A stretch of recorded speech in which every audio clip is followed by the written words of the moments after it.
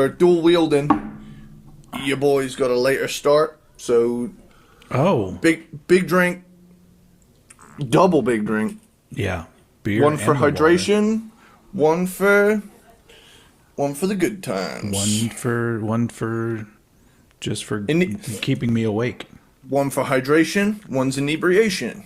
Yeah. Come with me, and you'll see a state of pure inebriation. Very nice. That should be the beginning of the episode right there. I think at this point, it's going to always be us showing our drinks. Here's what I'm drinking today. And mine's always going to be the same, just because I need a big coffee. Yeah.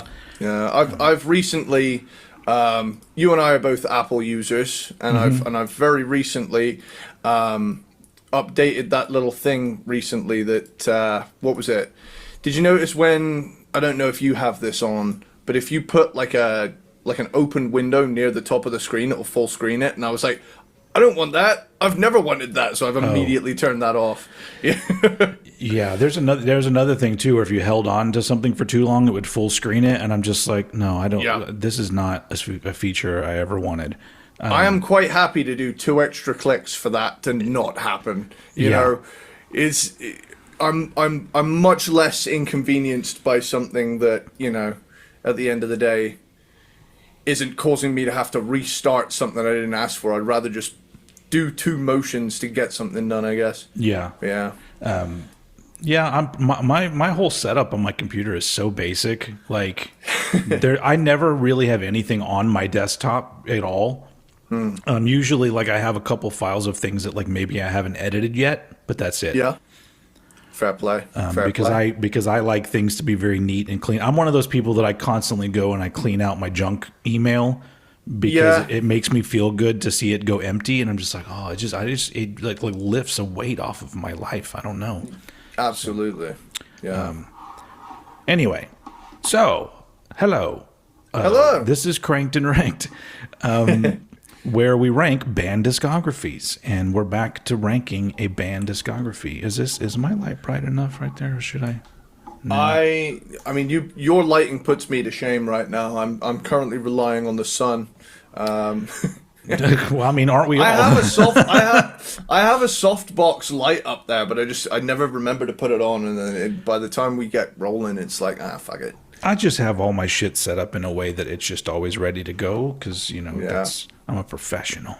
Yeah, I have considered some sort of blackout blind to stop the sun beating down, but it's already heating the room to an extent where I know that the only thing that's going to fix it is opening a window, and we're on a busy street. So unless you want to hear like a fucking Nissan come by every 5 minutes, it's going to be... We had to listen to somebody mowing their lawn with one of the ones that we did. Was that the last one? Has it been... God, it feels like it's been a long time since we did one, but it was just last week. If it wasn't the last one, it was the one before. Yeah. Anyway, so we're back now. We're back with another a band ranking. And this was a band that I had not heard any music at all from. But now that I've heard everything, I realize that I probably could have heard a lot of music by them, and I never would have known. I never would have known it was a different band from like 12 other bands. So if that gives you any idea of like where I'm going with my ranking, but I did. So the band is Architects, which they're British, correct? Yep. And they started off more like a mathcore band, and then became a metalcore band. And probably I should just preface my whole thing by saying that this has pretty much solidified the fact that I do not like metalcore. And it's just not for me. Okay. That being said, though, it's hard to listen to a band like Architects and not be like, well, they're fucking talented dudes. I've ragged on metalcore a lot on this show in the past, but something, you know, when a band just clicks with you out of nowhere, and you're like, oh, so this is why these guys are so revered.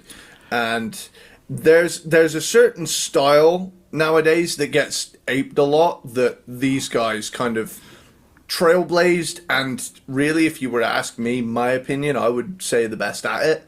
So, again, this is stylistically way out of my usual wheelhouse. Yeah, but also I have a feeling too that, if you were, there might be a little bit of nostalgia with this sound for you as well, because you were younger, and while you were getting into a lot of older music, I'm sure you heard this kind of shit around. Yeah, I have a very complicated relationship with that nostalgia, which I'm sure we'll break down at some point, because they really started taking off when I was in secondary school, which wasn't the best part of my life, but once I came out the other end of it and started to open my ears a little bit, and over the years slowly begun to, instead of hate something for what it's not, love something or appreciate something for what it is, And there are albums here that I've really taken to, and there are other albums where I'm like, that's kind of a little too far in this direction. But, So I guess that was where I was going with it, because normally we're like, well, where did this band come into your life? And for me, it was literally just a couple weeks ago. And then for you, it was several years ago. But I mean, there's still, like, what was the first album? 2002? 2006 was the first one. 2006. Okay. I would say it wasn't until about like 2012, 2014, between Daybreaker and Lost Forever, Lost Together, that those albums really began to, like, I remember hearing, what's that track off of Daybreaker? It's the one with the really heavy These Colors Don't Run. That's an awful title. It is an awful title, but the actual the song itself is it's pretty darn over here. That's a country music song title. But the interesting thing, and we've talked about this before with other bands, how for some reason there's just not a big push to make bands from other countries become huge. So like, I'm sure Architects is probably way more well known in England than they are here. Yeah, even though they seem just as good as these other metalcore bands that everybody talks about. And the same goes for like other countries as well. I still am baffled that Ghost are as big as they are, because I'm all like, aren't they foreign? like Americans don't like anything foreign, except for Japanese animation. Apparently, anime is a big thing. But funny enough, not the Japanese bands. Dude, I fucking, one of my favorite 80s metal riffs is Loudness, Crazy Nights. Yeah. But the thing that always makes me laugh in that song is that MZA chant, which doesn't actually mean anything. They just said it because it sounded cool. Yeah. And I kind of love it, but it's also kind of like, that's dumb. It's awesome. Yeah. Yeah. That's the thing, is that there's plenty of artists throughout the years that have, where English is their second language, but they decide to sing in English, and they'll get phrasings completely wrong, and I'm always like, I don't know, it's kind of cool said that way. I don't think it's a mistake. I think if for the song it's perfect. Keep that wording exactly that way.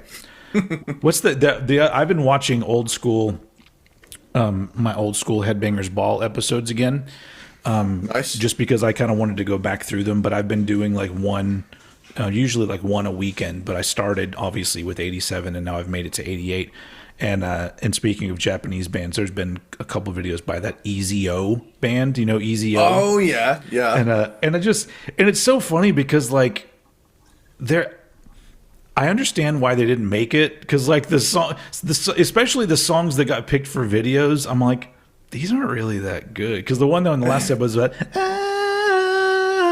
kiss the fire, and I'm like, and it sounds like it should be good, but the way that it's sung and delivered, it sounds very ho hum, just like here's a song, and I'm just like, I don't know. It's interesting, but anyway, so and eventually there'll be loudness on Headbangers Ball as well. But oh yeah, Easy O I think was a band that was signed by fucking Gene Simmons. I think that was the band that he picked them out. You know, there are some incredibly, you know, underground or underrated artists where I will just see Gene Simmons' name tied to it inexplicably, because he did a lot of signing, a lot of producing as well. Yeah, and it's like, it's one of those things where I find myself thinking, should I just look at Gene Simmons, you know, producing credits? Because I bet I find a lot of stuff I like. Shit, didn't he have something to do with Van Halen? Wasn't he like a big like fan of them dudes early on? Anyway, them dudes. We're getting off of the subject, which is Architects, the band Architects. So would they be classified just as metalcore at this point? Let's have a look here. It gets interesting to me because the thing, and I'll get into this when I talk about the albums. We've talked about this before, where all of a sudden, like, even music that has various elements in it, those various elements just seem to be repeated all the time in the same kind of way by everybody, to where like metal, I've now just assigned the word metalcore to that. If I'm all like, what genre is this? It's just a whole bunch of like overly produced metal. This is metalcore. And, you know, I don't know. So Linkin Park would fall into metalcore for me, you know, and some of their shit reminds me of Linkin Park. Yeah, I would definitely say recently they've you can kind of break up Architects' albums into what kind of eras are going on. So like early on, the first 3 albums, there's kind of a progression from the mathcore to just the genty metalcore thing. Yeah. The albums Here and Now and Daybreaker are kind of considered a transitional period. Lost Forever, Lost Together, All Our Gods Have Abandoned Us, and Holy Hell are kind of seen as this trinity of holy fuckness. And then for Those That Wish to Exist, Classic Symptoms and Sky, the Earth and All Between are kind of seen as their like alternative metal thing. And I would kind of consider For Those That Wish to Exist and Classic Symptoms of a Broken Spirit to be the load reload of this catalog. So we'll get there. I wish that's what they were. I'll elaborate on what I mean by that. Okay. As we get through as we start working through the albums, because I'm quite excited. To talk about these. So I listened to these in order. And the first thing that I did, I told you like a couple weeks back, I listened to one song from the first album and one song for the last album, and I liked both of them. And I really did figure out that music like this for me has to be song based.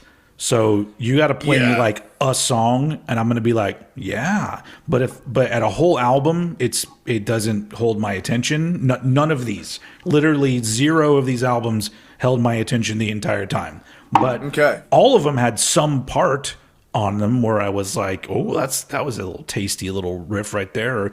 But going into it was, when I was listening to them straight through, was fun at first, because I was a fan of all the early mathcore stuff in like the 90s going into the 2000s. And then once the mathcore kind of got metalized by like Dillinger Escape Plan and people like that, where all of a sudden there was more of a metallic mathcore thing.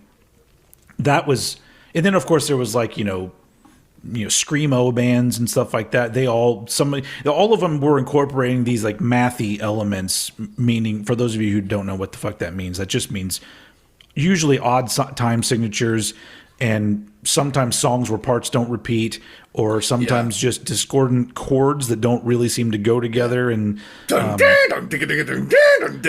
which they fucking ran that into the ground in this band. Like it's like the chugging and the high discordant thing. Like, and you get the sort of and a little bit of widdly in there. Yeah. But I enjoyed that aspect of it, because even though like by 2006 a lot of bands were doing that mathcore thing, it doesn't matter. Like I still like, kind of giggle at myself, because I love I love noises, and I love just weird time signatures and stuff that don't need does not need to be that way. The song would be perfectly fine in 4/4, but it's that kind of shit's fun. Anyway, so they've got 11 albums.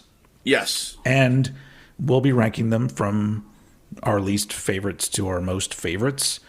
And as usual, I would say if people that are like Architects fans that are like tuning into this somehow, just kind of ignore me, because like I've already said it. Like I'm not a fan of the sound for the most part. So I'm going to try to give it the respect it deserves, because these dudes are genuinely talented.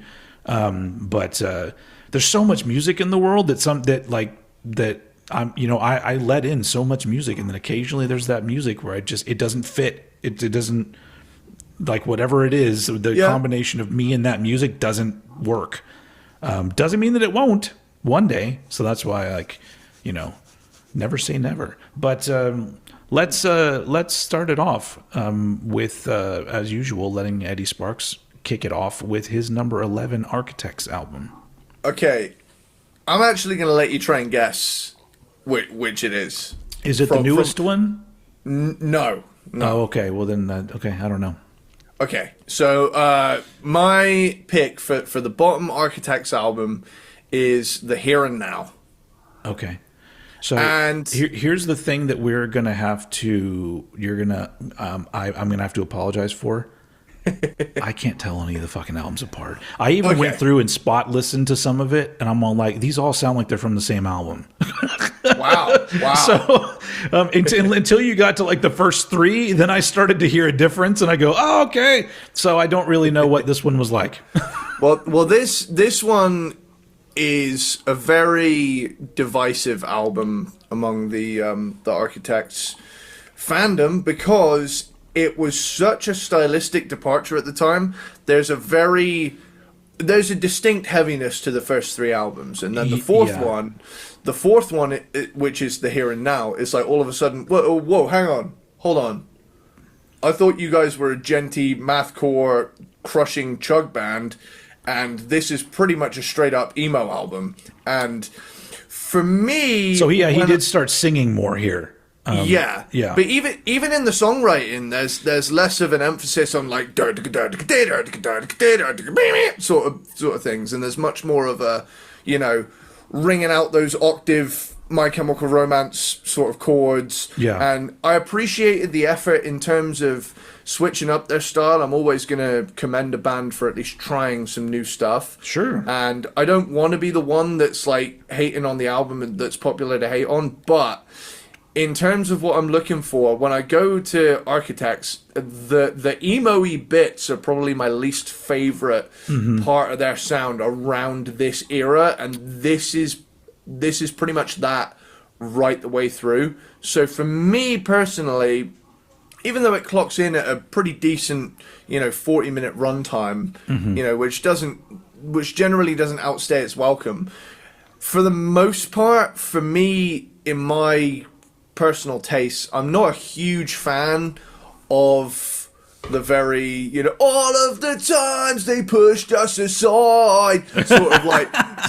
sort of moments where it's like, it's very emo, because and this is where I'm coming into it from my perspective, that I have a very complicated relationship with that style of music, because it was all that was playing when I was coming up, and I was like, Where's the groovy riffs, man? Have we ever done a full-on emo band yet? I don't think so. And we fucking should. Yeah, and I agree, because all I want to do is like more music. All I want to do is find more things I enjoy. All I want to do is move past some of my own bullshit and trauma. Can I suggest a good transitional one where it's in the emo realm but also has metals in it? Lay it on me. We should do Coheed and Cambria. Oh, that's a good one. Because I know that one is ding ding ding ding ding ding. Oh, yeah, that song's fucking great. I know that song. So they're a band that like I've heard plenty of songs that I've really liked, but it's always been really interesting to me to hear them and hear like this part sounds like they should be like an emo band, but then there's a totally metal part in this. Yeah. And then of course there's the whole like world building of the story from the main guy writing the lyrics and comic books and all that other shit. And see that type of shit I latch onto like that, create a world for me to camp out in, and I'm there. Yeah, you know? I mean, and then if we really wanted to, to lean into it, we could pick one of the biggies like My Chemical Romance or Fall Out Boy or something like that. I'm absolutely keen to do that because all I ever want to do is enjoy more stuff. Every day I wake up hoping I'll learn more music I like. Man, you sound like me talking. That is that's how I always feel. I just want to when a day goes by that I haven't like heard something new that's like it made me at least excited a little bit. I'm kind of like, oh, what's life for? What's this life for? Who did that song? What's this life? Is that Creed? What's this life for? I think so. I was just gonna say like nothing would please me more than waking up one day and liking fucking everything. Oh yeah. Barring maybe some like Nazi black metal, but apart from that, But one thing I will say, there are some features on this album that are of note. There's Andrew Neufeld of Comeback Kid, and Greg Puciato is on Year In, Year Out, Up and Away. Yeah, which that dude is a big influence on them, clearly. Yes. See, the thing is, like that's the thing that kind of, not to give things away, I'll just give it away now. I don't like the vocalist of this band. He's not dynamic enough, and a lot of the things he does are way too samey. Within the song, where the vocals would annoy me because I'd be like, "Can you do something where there's more variation?" And I don't mean scream once and then sing. There should be it's weird. But then like I think about like Greg from Dillinger, and I go, "Well, that guy did it right." Where like you would have like he was almost like the like a Mike Patton. I mean, he clearly was influenced by Mike Patton. You can hear it, but he would try to do all these different things where he could flat out just fucking scream for an entire song if he wanted to. But like it's dynamic and it goes a lot of different places, and that helps. Especially when the music is usually so like, you got this guy that's trying to like ride the wave and add some sort of anchor, I guess, to everything. But the singer of this band is the weak link of the band. From even the first singer from album 1, I would say that the vocalist was the weak link of the band. But that's just me.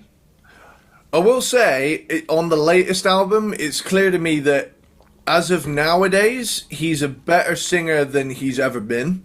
I think it helps with all that auto-tune in the song. Yeah. I don't think I haven't noticed, because I have. There is a very pop production to the latest few Architects albums. Yeah.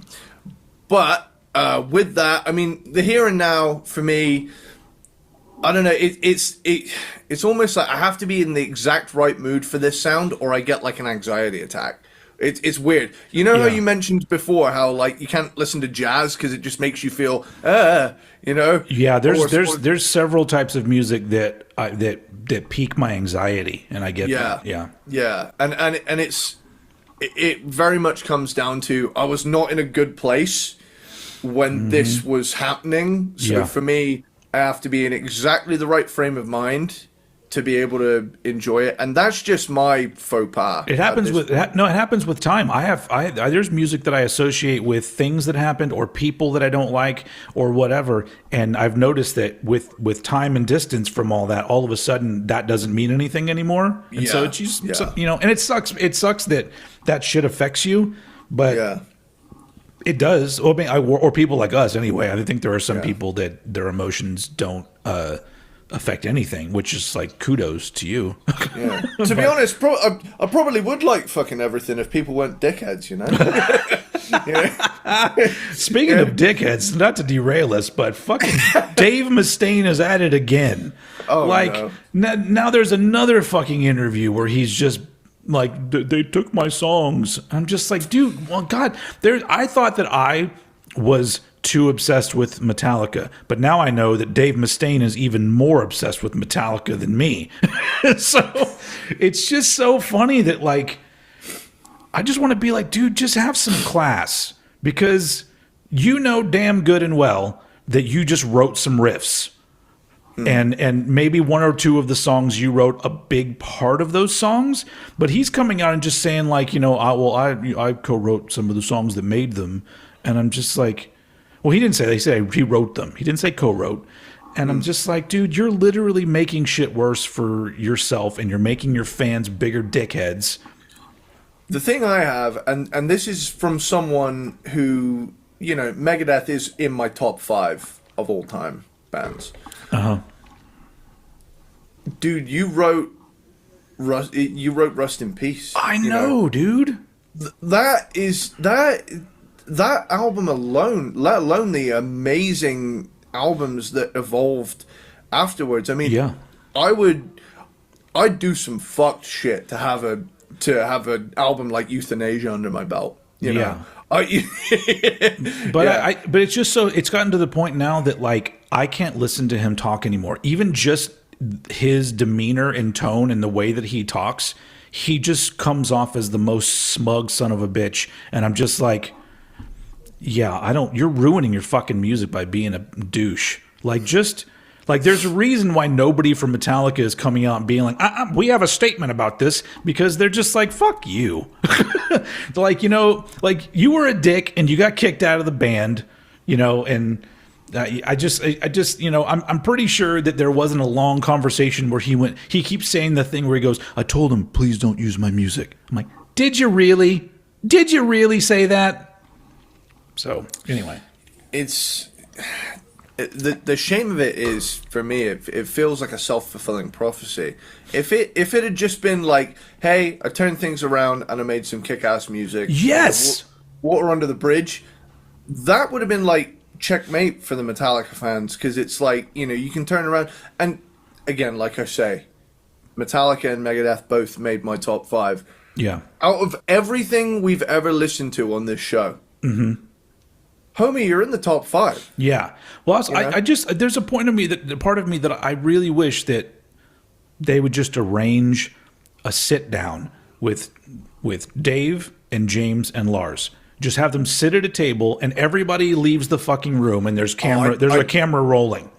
I'd kill for a podcast, man. That, like, we need a Dave, James, and Lars podcast. Yeah, but just, like, hash it out, because I know for a fact that if they're all fucking face to face from each other, then the over exaggerations and the misrememberings are gonna all fucking go away, and then they probably would end up being cool, and then maybe we would get that cool later in life Dave that I would like there to be. I would like there to be a dude that's just like, I love the band that I'm in. He never says anything about loving his band. or just being lucky or whatever. Like, he doesn't. I've never heard him say shit like that. Maybe he has, but I'm guessing that's what becoming religious does to you. You just become a shittier person after that. But anyway.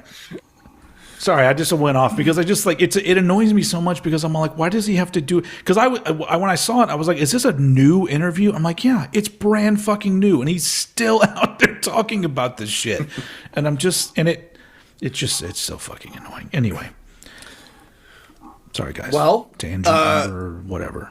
Yeah. So the Here and Now by Architects is my least favorite Architects album. Okay.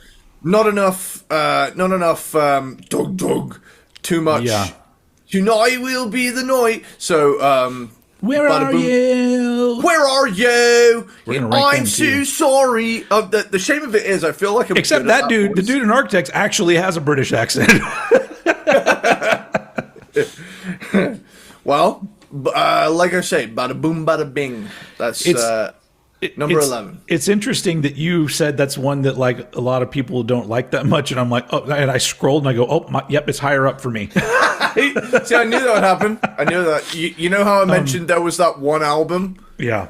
That's the one. so yeah, because I like, and honestly, even there's a point where my note taking is minimal because I was just, because I did the whole second half really. No, it was the last 5 albums I kind of did in a marathon, listening to them all in a row. And I think maybe that was a bad idea. But anyway, so my number 11 is The Sky, the Earth, and All Between from 2025, brand new. Oh, okay. Album. Now, this, I have to admit that it's probably from fatigue. I was exhausted by how fucking samey everything they were doing was over and over again, even down to the production. I'm just like, if you literally go and you play a little bit of songs from like the last 6-7 albums they did, it sounds like it's all from the same album. And I'm just like, okay. I will say that this album in particular, they changed producers, I think. They used the producer who's done Bring Me the Horizon, I think. Well, they're still using the same presets on the computer or whatever the fuck it is they're doing, because it's like, it's just, I hate the production. It sounds fine, because once again, that's why I have to say, I think this style isn't for me, because I think the production is how it's supposed to sound for this style, I believe. And so that I'm already just like, okay, yeah. But I just feel like with this album, once I finished it, like, what did I write here? Like, I literally wrote the problem with modern music. So much of it is just a middle of the road amalgamation of the same aspects of certain subgenres that ends up sounding like everyone else's version of the same thing. Like, because it's like, it's almost like I'm going to make a pie using these 10 ingredients. And then somebody else goes, you know what? I'm going to make a pie, but I'm going to put those ingredients in a different order. And then after it's baked, it tastes exactly the fucking same. And so that's what all these metalcore bands are like to me, where when you listen to them and you go, oh, they're incorporating electronic elements. Yeah, so did 20 other bands. Like, it's, and so it just became like, everything sounded like I had heard it before, even though I had never heard it before. And I think it's because I have heard music from whatever. I don't know who's one of the biggest metalcore bands out there. Bring Me the Horizon are kind of Bring Me the Horizon. What about? But they're British too, right? Who's an American? What's that one? Kill Switch Engage? Is that metalcore? Kill Switch Engage. Yep. But they kind of. And they started off, I liked Kill Switch at first too. And then they became a band that I was just like, I'm just not interested in this anymore. But because I think everybody like just all took the same elements, and they're all just rearranging the same elements, and the end result is a similar thing. It doesn't matter what producer you get, if the producer is another metalcore producer, because he's going to do similar things that the other guy did. And so it just, once I got to this album, I'm like, kudos to you guys for sticking it out for this song for almost 20 years. Well, I guess they've probably been around for longer than that, because first album was 2006. But I think it is 20 years. Okay, let me really quickly check. 2021. Yeah, and honestly, at this point, the way music is these days, when a band has made it that far, I'm all like, well, great. Like I'm happy for you guys. But yeah, I feel like I can't be too critical of a lot of this music, because I really do think that it's a sound that if I was a different age, and maybe if I was coming of age while this sound was like developing and kind of, coming together, maybe I'd feel way differently about it. But I don't. It feels too almost like the fact that AI has gotten so good, you could just program this music and it would come out sounding like this. I do remember there being, and this is a few years ago now, holy shit, I remember there being like a procedurally generated gent live stream, and it was just, it was just gent being randomly generated by AI, and it did sound pretty convincing, I'm not going to lie. So at the end of the day, hopefully, AI will force bands to be more unique. Not just with the songs that they're writing, but the vocalist, what he's doing, the producers that are brought in. I want bands to start being like, look, we don't want to sound like it could be AI. Let's, why don't we start adding more, actual room ambiance and not digital ambiance or whatever. I don't know. Yeah. I don't know because, obviously I'm not an engineer or a producer, but I would love to be a producer. I'd love to be a producer like in the old school way. Like when the producer was the guy that like sat in the room and was like, I think you guys need to do that part 2 times instead of 4. Because I think I'd be really good at that. Like telling the engineer, here's what I'm going for. Here's what I think would be good here. Because I think I could help bands make great fucking albums. But that'd be cool. But then if you're all like, if they come to me and they're like, well, can you patch this into this? I'd be like, I don't fucking know how to do any of this shit. It's like, is it on GarageBand? Can I do it on GarageBand? It's so funny. Callum and I were in here a few days ago working on some new songs, and we fluctuate between can you just like put a minor third harmony in there? Yeah, cool. And can you follow that up with a chugga chugga widdly widdly?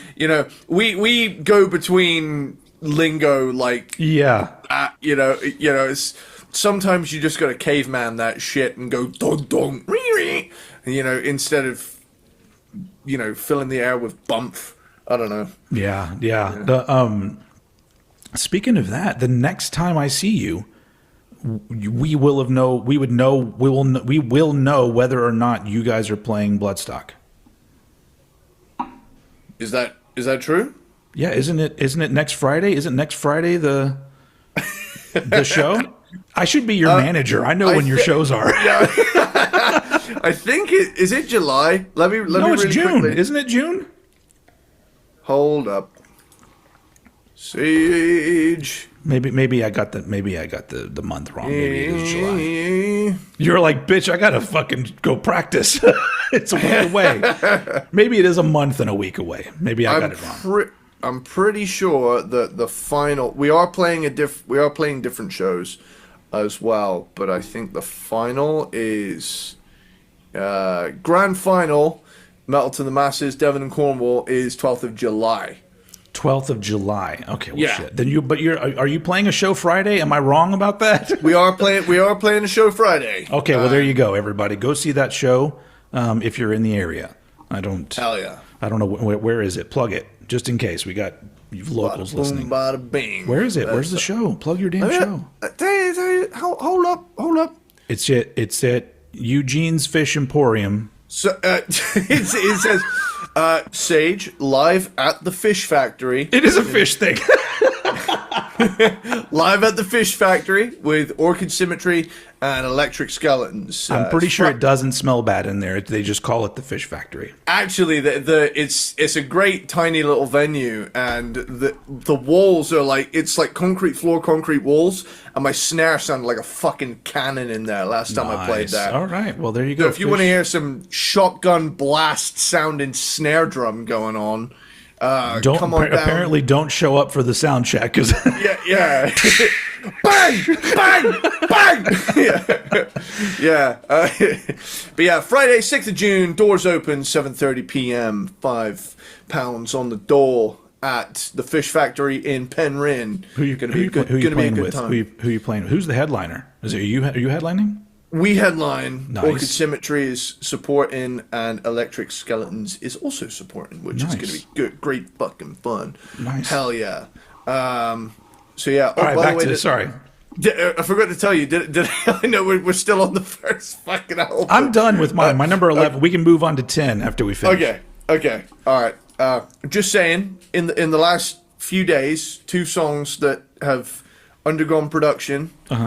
We so far we've written our shortest song to date and our longest song to date. Nice. So we have an 80-second song and 80 a 12 seconds. All right.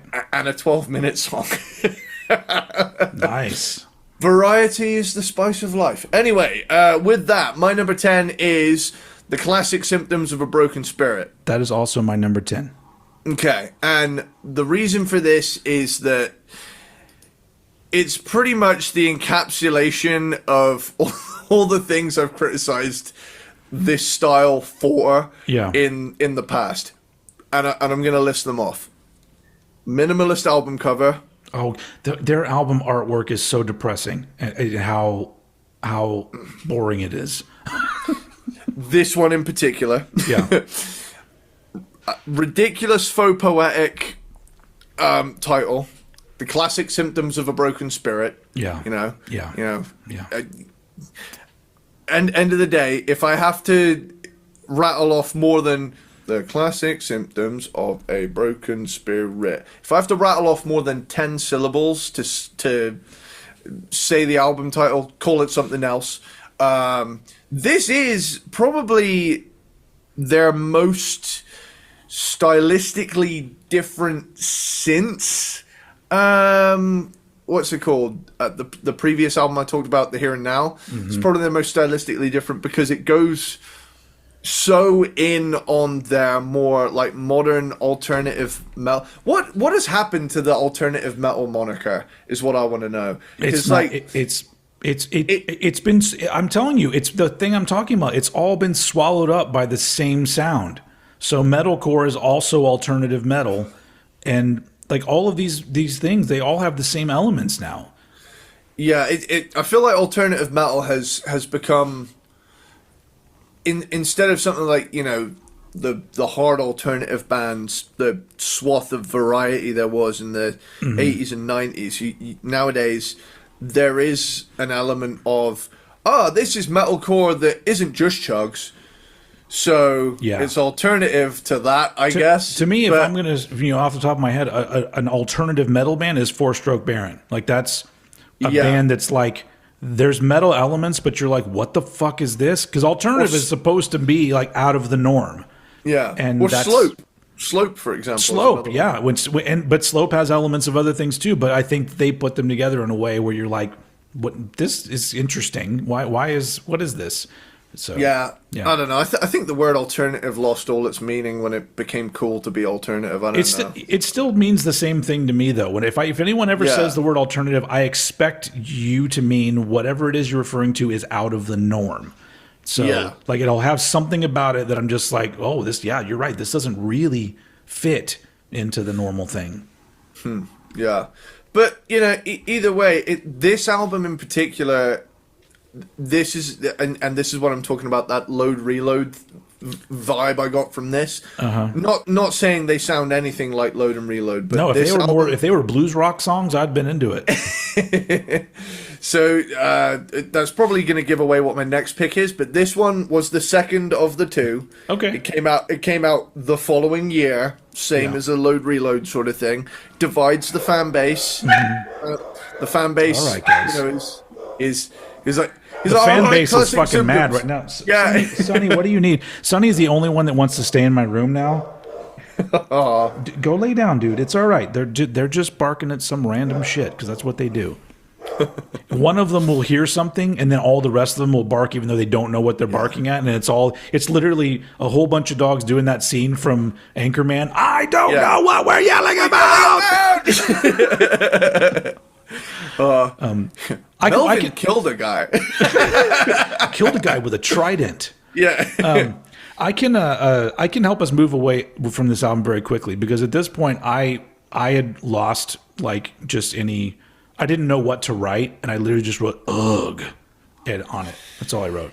Yeah, because I was just so not happy with what they were doing, and they just kept doing it and doing it and doing it, and I'm just like, yeah. I guess I could see the differences that you're saying, but like I feel like the elements that I already didn't like were already there. They just got amplified at some point. I've heard the terms Imagine Dragons core getting thrown around a lot in terms of their latest output. And we've talked about that whatever that small era of music that birthed those kind of bands, man. It started like, and then man, the worst thing is that I'll hear a song and I'll be in like the grocery store or somewhere and I'll be like, this is fucking lame as fuck. Is this Coldplay? And it is. It's like apparently Coldplay has written 500 lame songs in their career that all sound like lame songs. And I'm just so much so that I'm just like, and then you have other bands that are doing that same kind of thing. And I'm just, and then it led into this, all these other groups that are like, fucking, once again, it's not for me. Okay. If it's a favorite of yours, if you love Imagine Dragons or Coldplay, I like the first Coldplay album, even some of the second one. Yeah, it's just I know that stuff's not for me, and the fact that that's the popular rock music these days, that is heartbreaking. But whatever, you know. That's why me and the boys are here to rescue you. So with that, I'm going to move on very quickly, I guess, from that one. Number if we've 9. camped out on classic symptoms of a broken spirit. Yeah. Now we're on to For Those That Wish to Exist. For those that wish to exist. Okay, 8. We're approaching syllable For mayhem. those who wish to exist, fire, we salute you. Also my number 9. Oh, okay, cool. We can camp out here for a minute. Yep. So this really was their first step in that quote-unquote Imagine Dragons core direction, I guess. In my notes, I put Linkin Park. It's when I really started to hear like, oh, these guys are very similar to Linkin Park now. Yeah, it's definitely aping that sort of, you know, without the rapping, of course. But yeah, very, you know, it is that Linkin Park chorus worship, isn't it? You know, that especially around this point. And they do a whole lot, not just on this album. They do a whole lot of that thing that I hate, where they couldn't come up with an interesting transition between screamy part and singy part, so they just stop, and then the singer sings the first like 3 words of the "and now I'm gonna sing," and then I'm just like, oh god, it's so fucking lazy. And so many bands do that. Like there are some songs that like that makes the song cool. But most of the time, I'm like, nope, this is you guys being lazy with your songwriting. Okay. Yeah, pretty much all of the things I said about classic symptoms of a broken heart, or broken spirit, I could say here. I think that this album is a little better. I think that, you know, the heavy moments hit a little harder. Black Lungs is a good song. Animals, admittedly, is a catchy one. But again, there are a lot of features on here though. You got Winston McCall from Parkway Drive. You got Mike Kerr from Royal Blood. Simon Neil from Biffy Clyro. It's very well. I say British focused, but Parkway Drive are Australian. But is Biffy Clyro British? Well, they're Scottish actually. Scottish. Sorry that. Yeah. Sorry, That's all UK. It's you know. It's UK. Sorry, yeah. Sorry. It works. All the Scottish fans have clicked off. Racist. Anyway, with that, For Those That Wish to Exist, what do you have to say about For Those That Wish to Exist? I literally just wrote how many metal Linkin Park bands do this kind of thing. Apparently, a lot. Yeah. I'll definitely say that these 2 albums in particular are they have that offensively inoffensive approach almost, you know, to where it's like fuck, I think the thing that's like annoying is the fact that I really do think that if you just randomly played a song out of the blue someday, I would be like, oh, this is cool. But it really is like, once I got halfway through their discography, I was trying to like listen and like, you know, I like to put down notes when there's a particular song or a thing that like kind of pops out at me. But I would look over and I'd be like, holy crap, we've already gone through 3 songs and it sounds just like the 3 songs prior to that. I'm just like, okay, because this is like, there's something weird about a band that has that many like different elements going, but still manages to sound very similar in all of the songs that they're doing. And so yeah. It just got tiring for me especially by this point. Yeah, I can definitely see that. But yeah, with that, you know, For Those That Wish to Exist, number 9. Okay, number 8. Number 8. My number 8 is Nightmares, 2006. Okay, that one's obviously much higher for me. Yep, and I expected that, but as much as it does get annoying here, the like, whatever. Actually, I guess no, that was not an odd time signature. So it was that's what it is. Well, you know, somebody out there take that and put like drums and make a whole song out of it. There you go. This is where it enters the realms of I enjoy this. You know, it clocks in at a crispy, 30 minutes, which is refreshing for this era, because a lot of bands were putting out albums way too fucking long for their style. But I think here there's 8 tracks. We did that, I'm realizing now. 8 tracks is a good amount of tracks. Sage, by the way, that's the band I'm in. There's something to be said for how certain people view albums, because if somebody releases a new album and they go, here's the track listing, and it's 8 songs, my brain goes, oh, these must be this must be the tightest, best 8 fucking tracks they had. Whereas other people are like, why is it so short? I'm like, oh my God. Because I know for sure that most bands have more songs than that when they start off. And I love it when a band is harsh with their own material and they're like, you know what? We only need to put out these 8 tracks.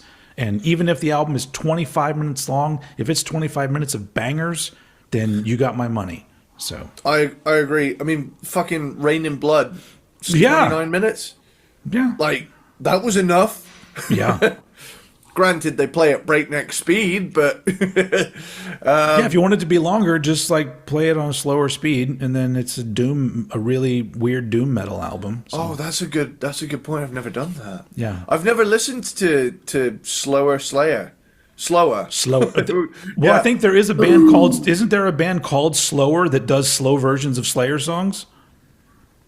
No way. Slower Slayer band. Oh, that's fucking cool. I'm gonna have to listen to that now. Yeah, I don't think I've even heard it, but I know that they exist. Does he sing like it's on 33 RPM? Before you see the light, you must die. Yeah, that would be kind of cool, but probably not. I think they turned him into doom metal songs, really. Sweet. Who knows? I bet that sounds cool as fuck, because like evil riffs played fast is one thing. Evil riffs played slow. Oof. But yeah, but like, I'm afraid to listen to it, because what if it all of a sudden you're just like, oh, it's just Black Sabbath, just played faster. These riffs aren't really that interesting at all. Oh, that'd be funny. Imagine if we were the first to discover that after 40 years. Players just Black Sabbath sped up. Yeah. But all in all, I find this a very enjoyable listen. But if we're talking the identity of Architects, I feel like Architects forged a bit more of an identity as they went on. I agree with that. Yeah, and there is something to be said that in the metalcore scene, there is something that became known as an Architects bit, to where they kind of pioneered a lot of stuff that you're hearing. And I think the problem is nowadays is that you got a fuckload of bands that hear something and they all want to do their own version of it. And with that, it's always been the case with bands, but with the accessibility of recording now, you get so many copycats that it gets so hard to stay on top of, like, who is actually the one. And the main reason I chose Architects to talk about is because they were such a pioneer band that I feel like they own the top spot, in my opinion, for this style. But were they not to be the devil's advocate here, but were they a pioneer in England? Because I feel like this sound was happening before them in the US. Yeah, I'm talking more. I'm not talking about like the mathcore side of things. I'm talking about when they really got into the blending the djenty sound with the sing-alongy bits that I'll get to on like the top albums. Okay. Because everything you're saying right now, all the critiques is like, I am with you. I'd be interested for somebody that's like an expert in this kind of music to like, map out like, I'm far from an expert, but I've heard a lot. Yeah, when it all happened, because it's like there is definitely a changeover where bands all of a sudden just sort of gradually grew into this sort of this sound. All of these quote unquote metal bands. I think as well, something I'll bring up. I'm not going to talk about this album for a while, but the album Holy Hell has a song on it called Doomsday, and it became a meme where all of a sudden every metalcore band had their Doomsday riff. And it's that it's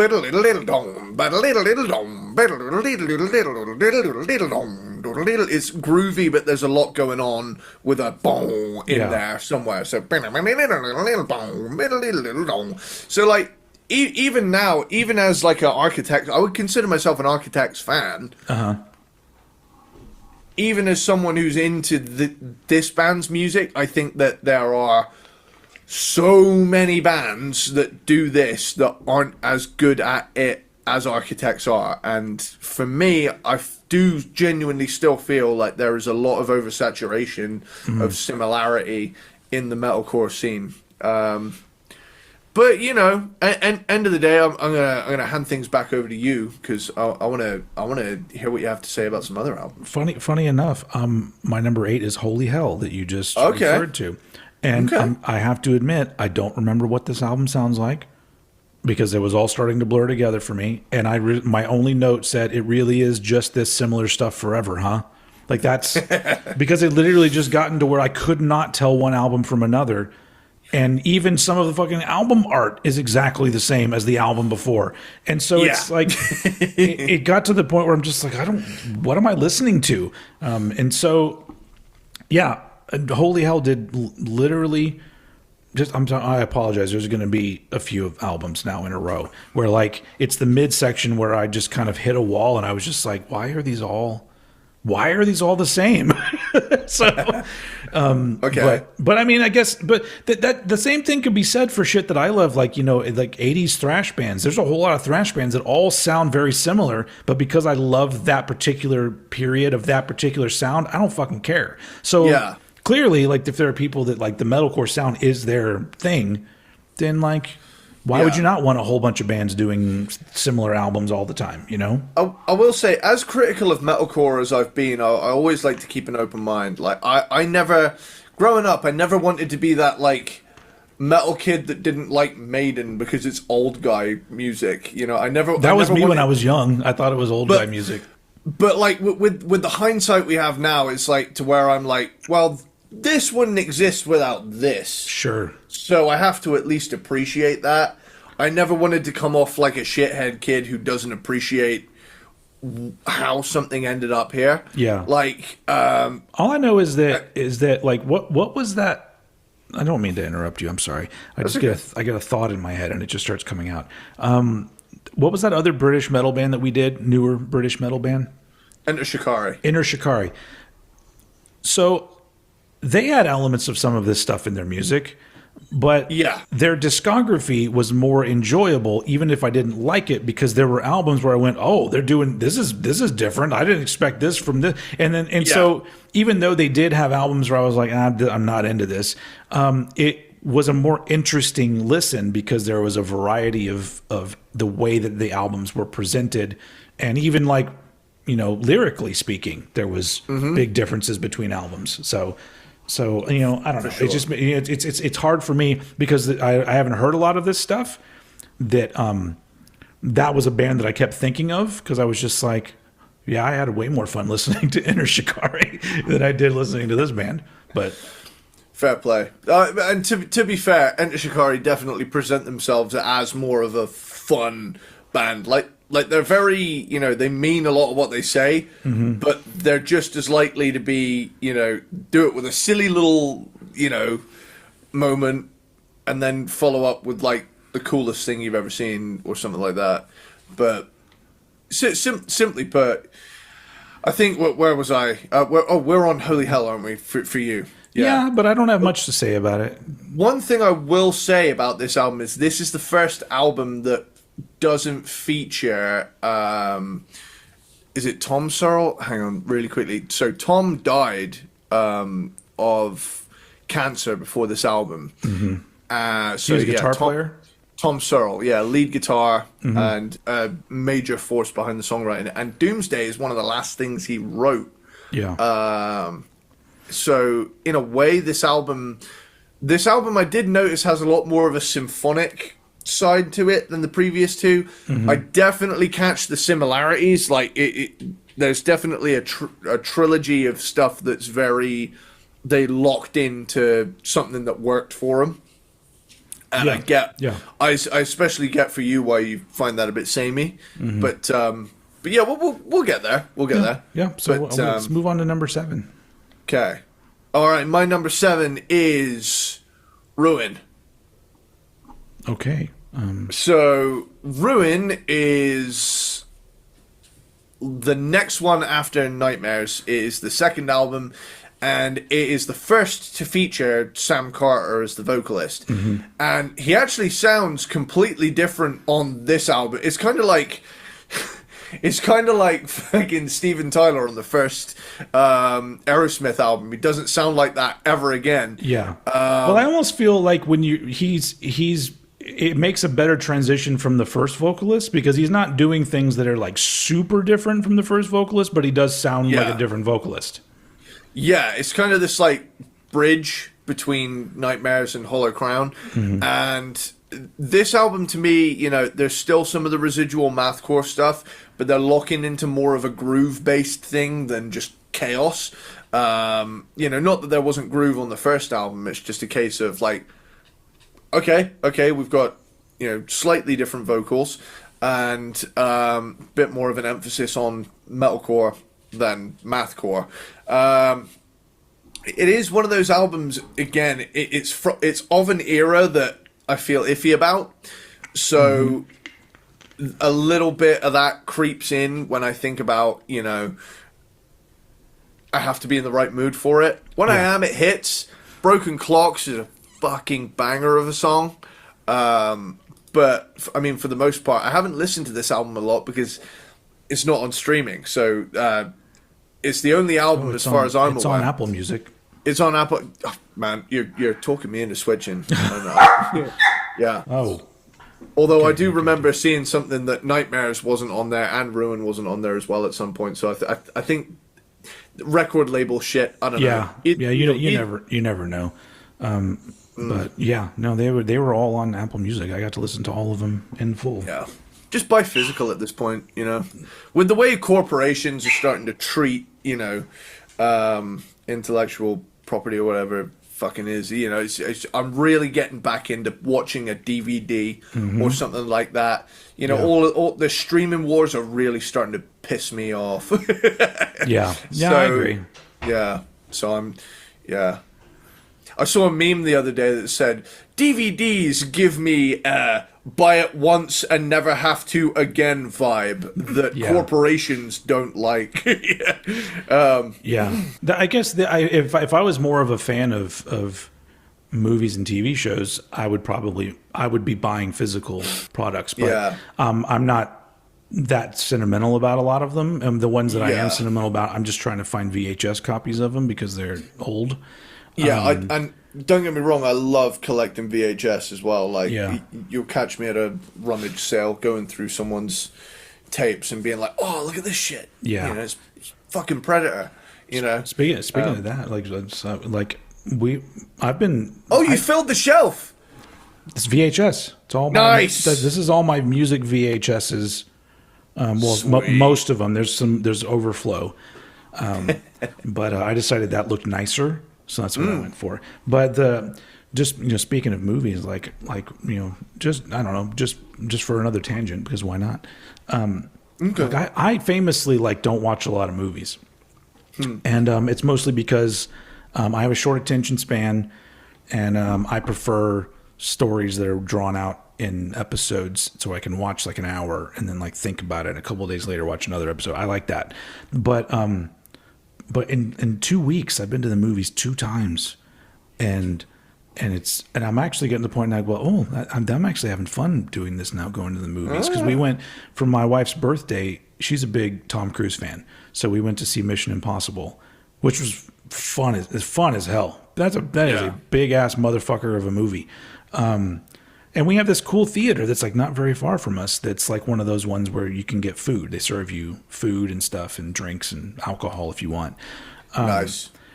and I had such a good time. I'm just like, hey, next weekend Karate Kid starts, and my wife's like, let's go see that. So we went to go see Karate Kid on Friday, and that was a fun movie. And like Karate Kid was like, I want them to make more movies like that, because the movie was fucking 90 minutes long and it moved so fast. Like I was just like, holy shit, because you could tell in the editing they just cut out shit that could have gone on for too long, and they made it go almost too short. Where it's just like, damn, they really like fucking like made this movie move. But just like just being at the theater and watching like an enjoyable movie that like, I'm not trying to like be a critic or see it. I don't want to see fucking Citizen Kane. I just want to go see, Ralph Macchio and Jackie Chan, or whatever, and like and have some fucking chips and queso or whatever. And I was just like, this is fucking fun. So now I'm all like, oh, now I want to go see more movies in the theater, just because I enjoy the experience. It's making the long form thing of a movie. I think I enjoy that more if I go out and like, I'm in the big room, so I don't know. Absolutely. Yeah, I've been really enjoying just slowing things down. And I tell you what, I know I've probably mentioned this a bunch of times consecutively. Fucking Thunderbirds, man. I've just been, I've been going back through and I've been watching these, and there's just such a charm to sitting down and watching an episode of that for an hour, Yeah. And and I'm going in with a completely critical, I am an adult now. Yeah. How does this stand up compared to when I was like between the ages of 4 and 7? Yeah. And I'm watching it, and like all of the situations in danger feels completely real because it's all practical effects. Mm-hmm. I don't care that these fuckers are marionettes. Half the time I forget they're on strings, and all of these vehicles look completely convincing. And the only thing that has raised an eyebrow or two have maybe like been very loud women driver, jokes where I'm just like, come on, guys, really, and it's. Yeah, I love it. I love watching down. I love sitting down and watching an episode of Thunderbirds right now. Yeah. ITV are being kind enough to post all of their episodes on the YouTube, so it's become kind of a lunch break ritual for me to just sit in my car, put my phone on the little thing, turn it sideways, and watch an episode of Thunderbirds in the car. Nice. Yeah. Anyway, that's our television / movie talk. Love that shit. Where are we? I guess I was talking about Ruin, which was my number 7. Okay. Yep. The second album. There you go. It's your turn. Right. My number 7. Apologize that I didn't write more on this. All Our Gods Have Abandoned Us from 2016.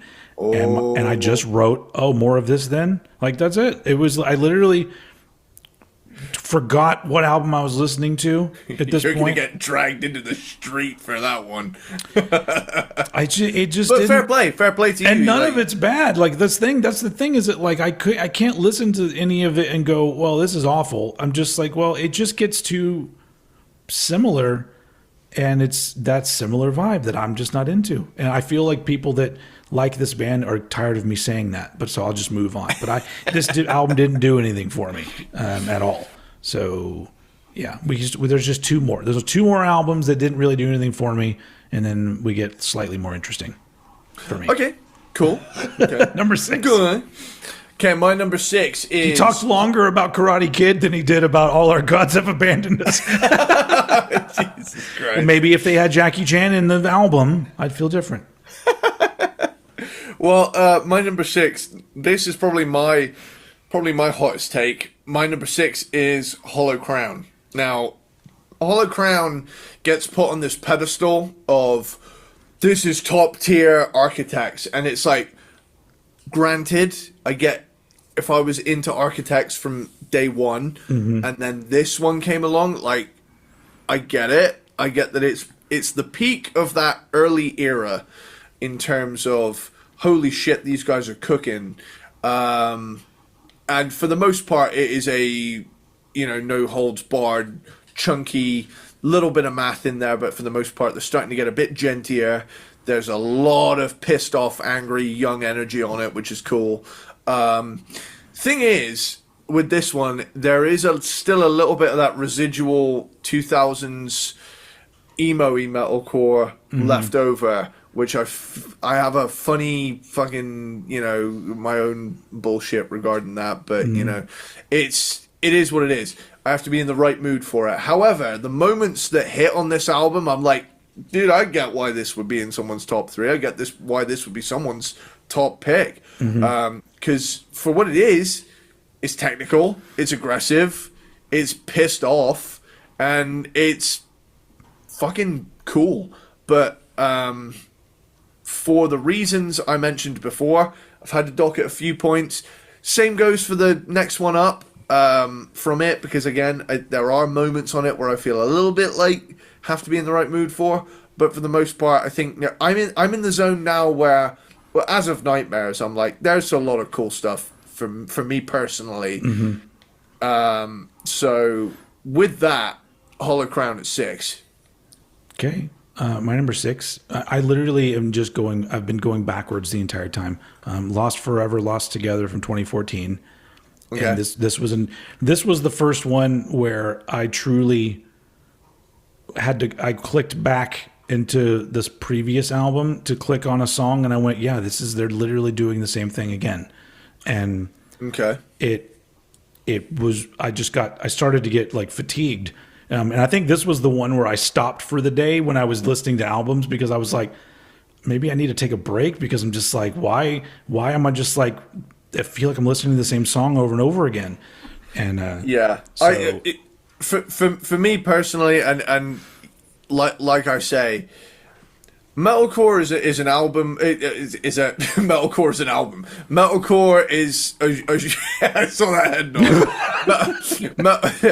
Metalcore is a genre where it's very to anyone that reads Tab, heavy. There's a lot of zeros going on. Yeah. Stuff like that. Yeah. So which sometimes is very cool, and other times it's just repetitive, and if you rely on that too much, then your songs start sounding very similar.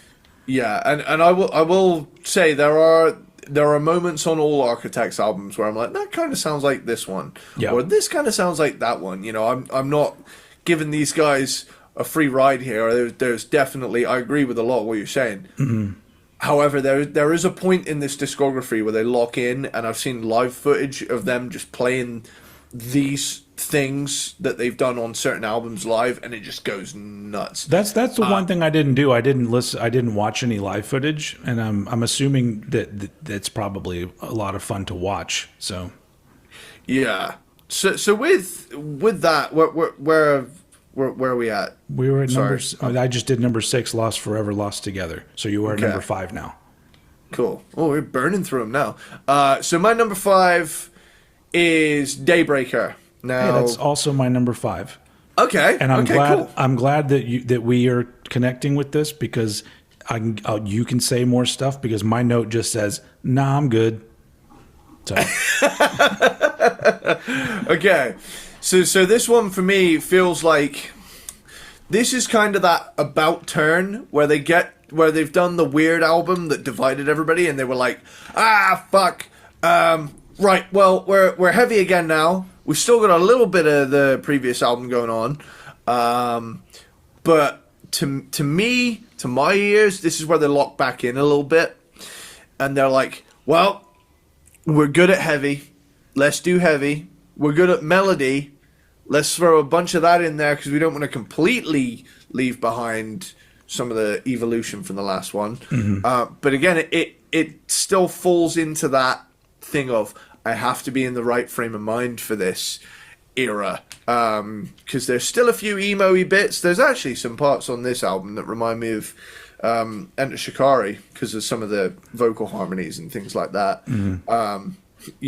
Not that there's a random grime break halfway through the song, but either way, Daybreaker, I like it. It's probably it's in the I like it Don't hate it, don't love it zone. There's moments on it that, I mean, these colors don't run. Like you say, lame title. Great crushing breakdown riffs in this song though. Like, it's really aggressive and sounds really fucking good. But with that, I mean, this one is kind of half and half. It's the half and half album where it's like, we got a bunch of melody, we got a bunch of chugs. So it's probably the perfect middle ground album of theirs, where it's like, it's got a bit of everything. So, I mean, with that, cool. back to you with the weather. So now we're for number 4, where I wrote more about the albums. But to be fair, my number 4 is The Here and Now from 2011. Okay. And this was the point where I started to think that they sounded too much like other bands. But I still I was still enjoying the fact that I could hear a progression at this point. So that even though like the actual sound of some of the songs, it did feel a little bit interchangeable with other bands, but nothing was bad. And musically, there were still some really cool parts in some of these songs. And I could hear what they were trying to do. Like, I was just like, okay, because I feel like, first 4 albums, I can feel like what the progression was. It makes some sort of sense to me, and it at least makes the discography interesting to listen to up until album 5, where 5 is even though like they did get heavier with Daybreaker, I feel like there's still too many similarities to The Here and Now. Like, they held on to a lot of the things that made them not very unique and just put heavier things with them. And so Here and Now was the first one where I was just like, well, this is getting less interesting, but maybe they'll find their way out of this kind of thing. And then they really didn't. It kind of just flattened out into like this is what we're going to do. We're going to do similar versions of this for another 6-7 albums, however long it is after that. But I didn't hate it. I just, out of the first 4, it was the first one where I was like, okay. And that's The Here and Now, number 4. Oops, shit. Cool. So my number 4 is Holy Hell. Have we switched? I feel like we've switched. Normally I lead, don't I? I think have we swapped places? No, you did. I did Daybreaker, then you did. Oh yeah, we did switch. I'm sorry. It's because like I did Daybreaker. We had it at the same. Yeah. All right, I'll just let you do 2 in a row. You do your number 4. No, it's okay. We've switched now. We've got to keep the rhythm going. We played that one Uno card, the reverse Uno card. Yeah. Okay, well, I guess that brings me to my my number 4, which is Holy Hell. Holy Hell. My number 4 because you already said it. Yes, yeah, it is. That's what that one is. I didn't read your mind. And I didn't realize this, but this album was recorded in Devon, which is the county next to the one I'm in, which is interesting. Middle Farm Studios, Newton Abbot. That's where Ollie, our bass player, hails from. So interesting. All right. Bada boom, bada bing. So with that, I mean, this album for me is like, okay, this is Architects doing what Architects became the best at and crushing it, doing it. But this is the last of that trilogy of Lost Forever, All Our Gods, and Holy Hell. They kind of locked into this thing, got really good at it. From what I've seen live, it goes absolutely off, and the singles slap. You got Doomsday, Hereafter, Royal Beggars, Modern Misery. I would be remiss if I did not mention the influence that Tom Searle's death had on this album. It's effectively that there are some moments, I believe, that are on this that were leftover riffs from Tom. Yeah. But this is a topic I want to, That's got to be interesting as a band in this day and age where you lose somebody that was integral to the songwriting of a band, and you're left with just stuff that he recorded maybe, and you're like, then you make that decision of like, well, did he want these to be songs? And then you just kind of roll with it from that point, Well, considering I believe Doomsday was had a riff. Oh, the Doomsday riff was a Tom Searle thing. Yeah, everybody wanted to imitate it, so I guess that's kind of a spooky, beyond the grave cool thing. That's kind of sad that like they became like part of that thing where it's like everyone's trying to sound like this, and that guy didn't even get to experience that. Yeah, and it's interesting. It is a very it's a tricky thing to talk about, especially dying that way. I mean, it's not sudden. You find out and you try and fight it, and it's I guess I mean, in some cases, like I don't know if there's like at least 2, if not 3, Voivod albums that Piggy, the guitar player, had recorded all of this shit knowing he was dying. And just like, no, I want you guys to use this. Those were around the time that Jason Newsted was in that band. And some of it's really great shit, but it's weird listening to it because you're like, he just like threw these cool songs together, just knowing that like, continue on with this stuff. Here's some stuff. Bye guys. It's like, it's pretty insane. Speaking of that, on similar note, I don't know when it's going to happen, but there's been more talk about the hopefully releasing the unreleased Soundgarden album that they had apparently been working on. They're supposed to follow King Animal. Is that what it called? King Animal, the last one? Yeah. And I don't know what that means. Once again, it's the same kind of thing. I'm like, well, how finished were they? And but I think that they're working something out with like Chris's family and then the rest of the band. And I'm like, as strange as that is to put that kind of project together, I'm like, I'd love to hear it. Whatever it is, I'd love to hear it. So, especially having him gone now for eight years now. 8 years ago, I remember exactly where I was when I found out. I remember, Will Tucker, a drummer in a band, we've played shows with called Six Kinds of Wednesday. He came down the corridor of the Helford building in Truro College, and I was just sat in a corridor as we did, just doing something on a laptop, probably mixing something. And I remember he just walked down the corridor and he said, "Dude, Chris Cornell died."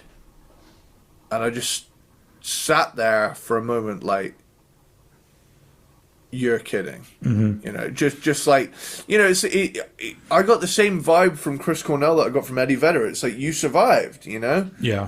And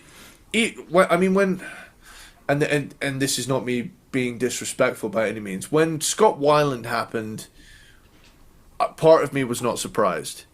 Yeah, well, there had been a whole lot of issues with him already. Yeah. Chris didn't have substance abuse issues that I remember. Yeah. And didn't have near-death experiences. So yeah, it is a totally different vibe in that respect. Yeah. That was a mind fuck of a day. I remember. Yeah. Start to finish, I remember that day. Yeah, it's just one of those things. You never know what struggle somebody is going through, which is why I'm always saying don't be a dick, because you never know. So anyway, all right, womp womp. Yeah. So on a lighter note, Holy Hell, I'll give it that it's more. They made a cool stylistic change. Instead of having like the electronic pad sort of thing carry a lot of the melodic movement, it's a bit more symphonic on this one, which is a step beyond. But this to me is still Architects doing the Architects sound and doing it damn well. And as someone who I would consider myself an Architects fan, I wouldn't necessarily consider myself a huge metalcore fan. If I want this style, I'm going to be reaching for Architects at doing what they do best. So with that, Holy Hell, in my opinion, is the number 4 Cool. pick. Well, now that we've swapped spaces, I'll move on to number 3. My number 3 is Nightmares from 2006. All of a sudden, there's a different order now.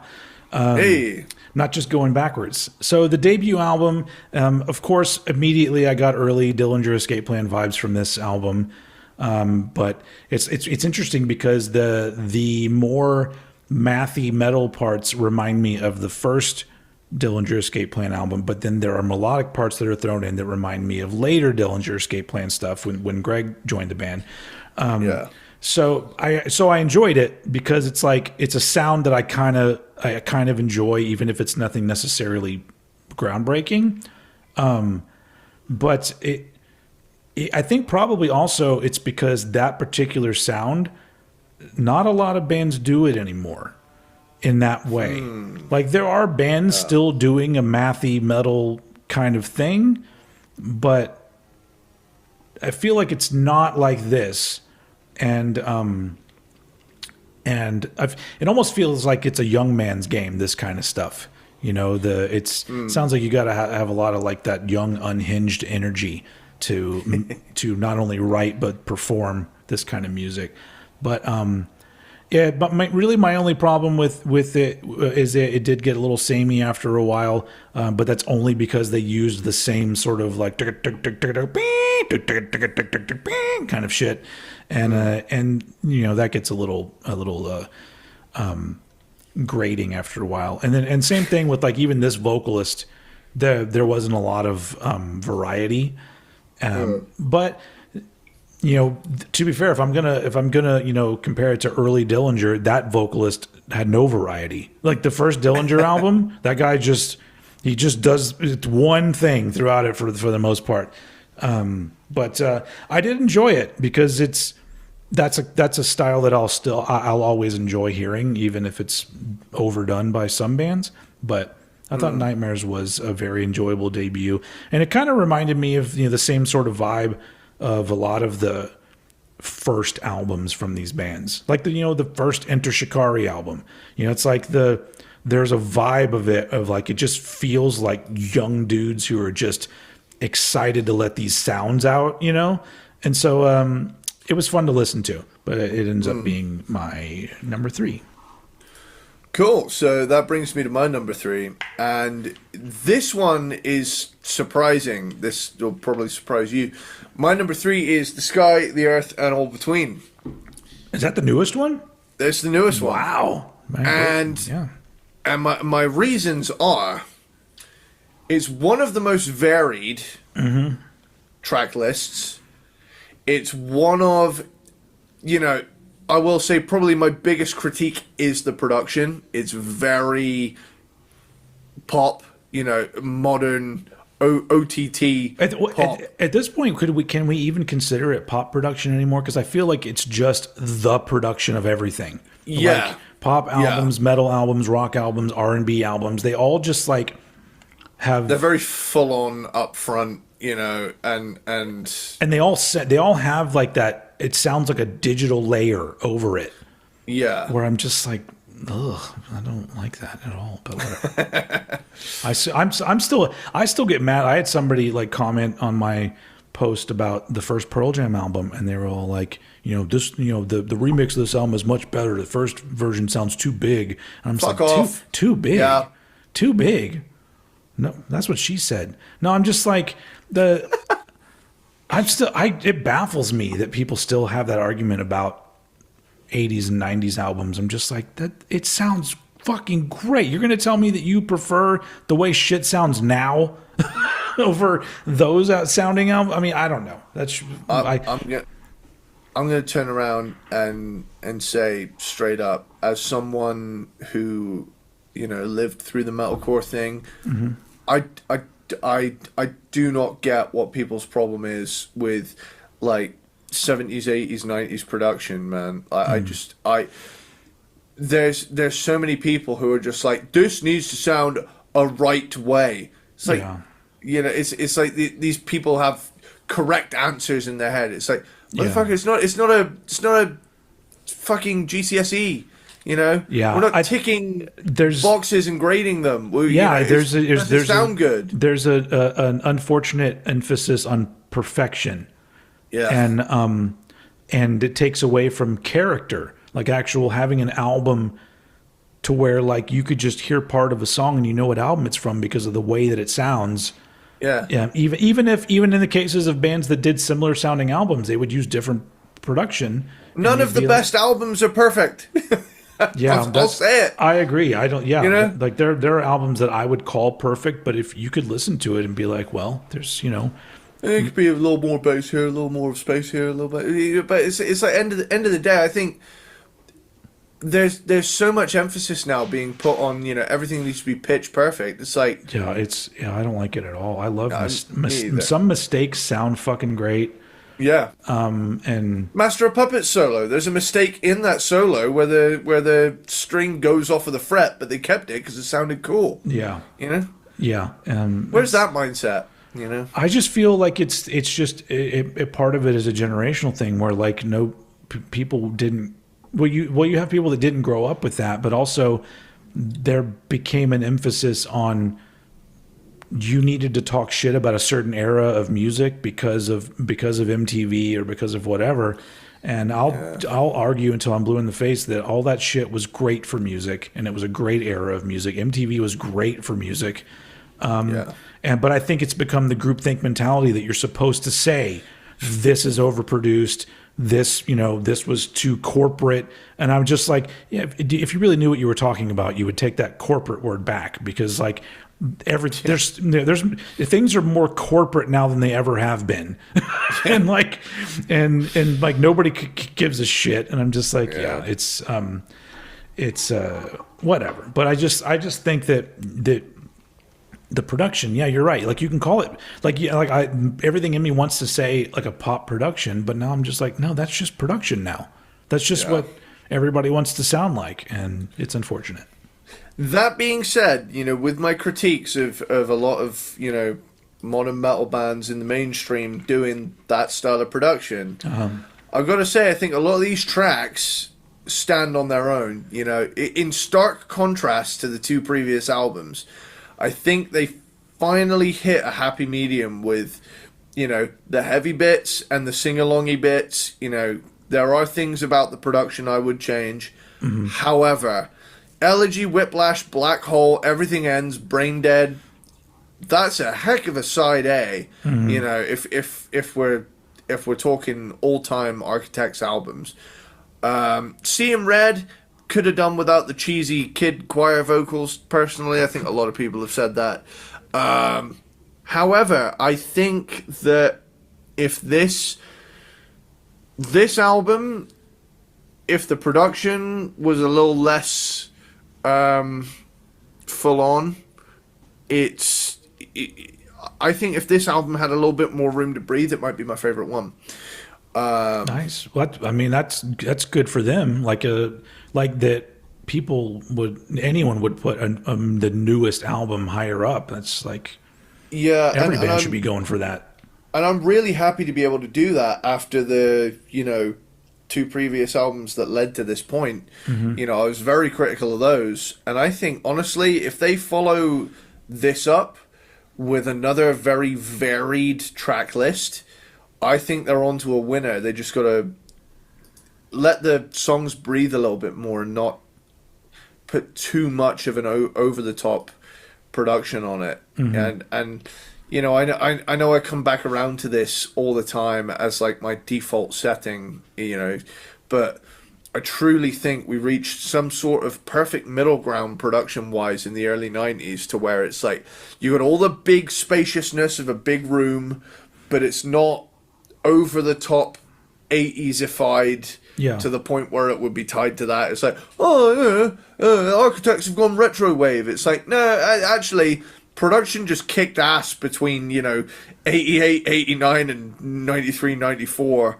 Yeah. And I'm not saying that we shouldn't have evolved past that, but I feel like there was a magic there between fidelity and space, and we just need to recapture whatever that mindset was of have it sound big. There's nothing wrong with it sounding big, but don't have it so polished. It's like, see, that's the thing is there was a polish then. That was the Black Album was considered polished. You know, by today's standards, it's raw as fuck. Yeah. You know, people that call that album overproduced, I'm still just like, who the fuck? What do you not listen to music anymore? Like, four guys playing in a room. Where have you been for 20 years? Yeah. But yeah. It's, I feel like, you know, not everything needs to evolve in drastic ways. Like the evolution of recording, like once we mastered the way to get a good combination of using modern technology but still having an organic and real quality to the music that you're recording. Because if you're recording fucking, you know, dubstep or whatever, then sure, like, you know, use all the bells and whistles. But I feel like at that point, the evolution should have been in the ease of capturing that sound and not necessarily making, because like now I really think like musically speaking, you know how they have that little chart in, like, you know, the museum where it's like the chimp, the monkeys, and then it goes up to like, you know, Neanderthal and then humans.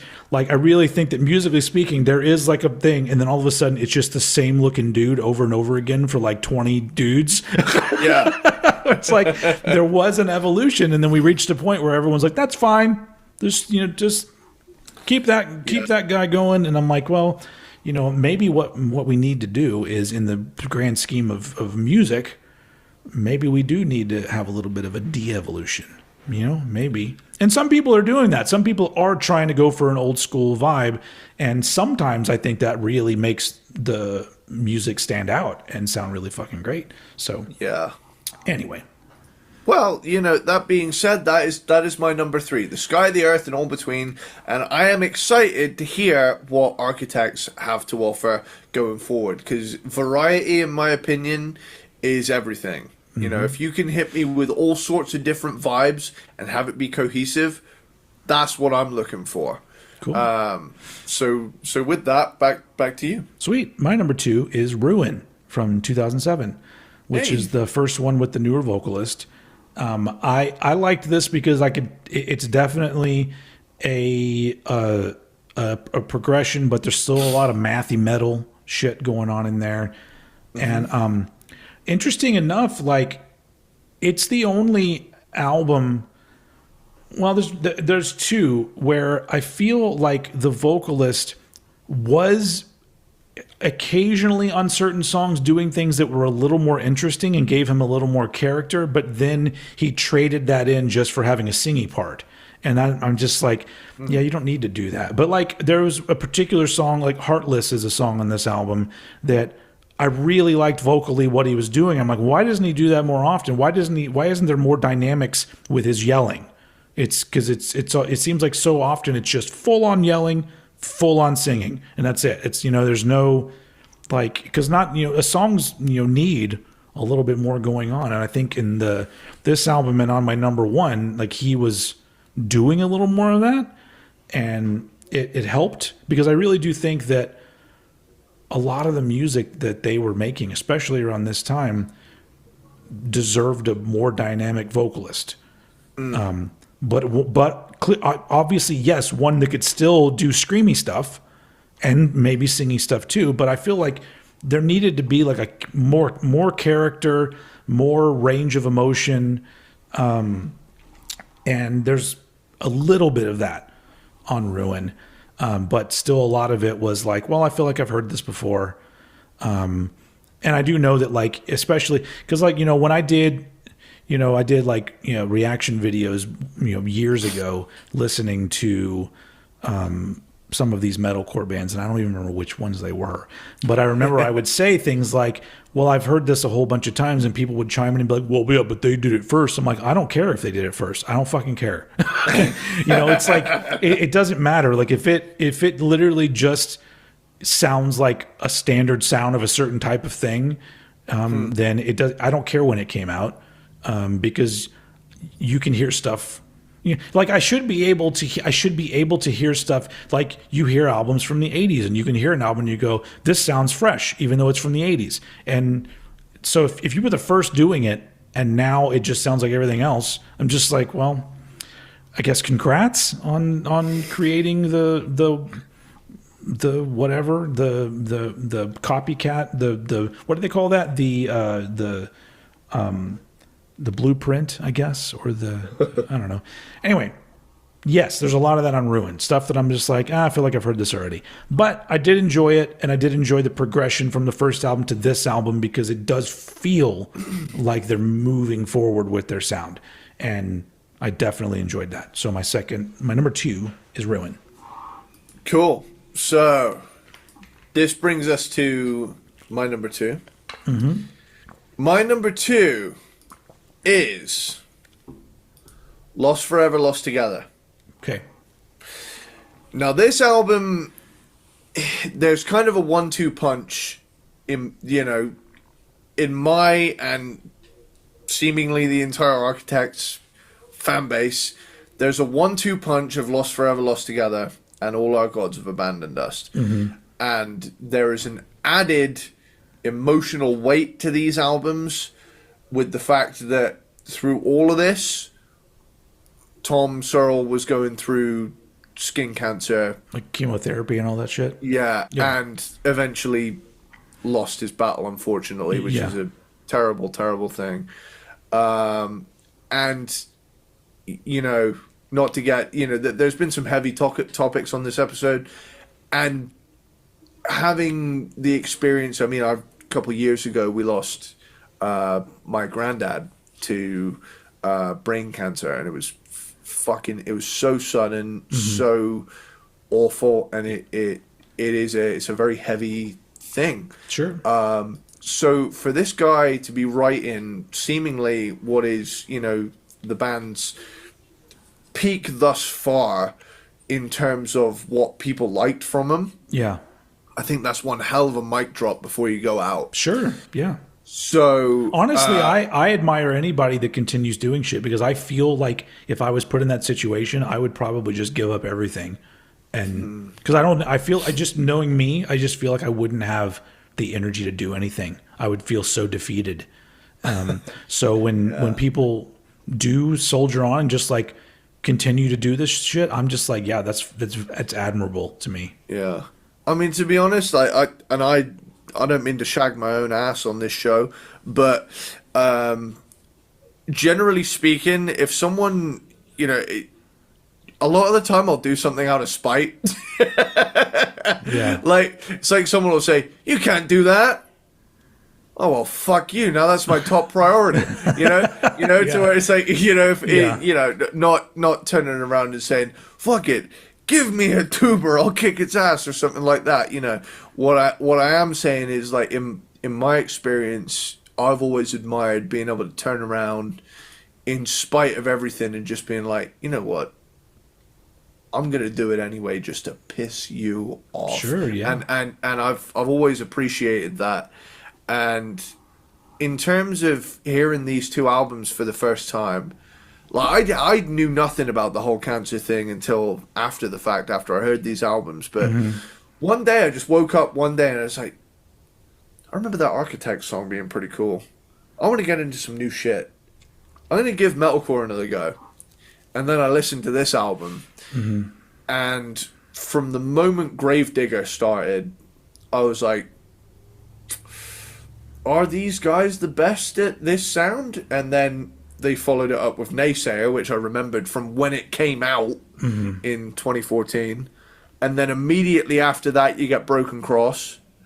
And that's 3 songs in a row in this style, which in my opinion are some of the best in that genre, straight up. And through the album, there is a consistent sound, and there is, like, I get why you find it samey at this point in the thing, but there are some times where they get into a groove where I just find myself thinking, fucking hell, these guys are good at this. Yeah. And like, as soon as Gravedigger starts, I can listen to that album front to back and come out the other end of it. And I don't even smoke, but I feel like man, I need a cigarette after that. Yeah. You know, Yeah. to where it's like, if I'm in the mood for this specific thing, I've not heard an album better at this than this and the album that came after it.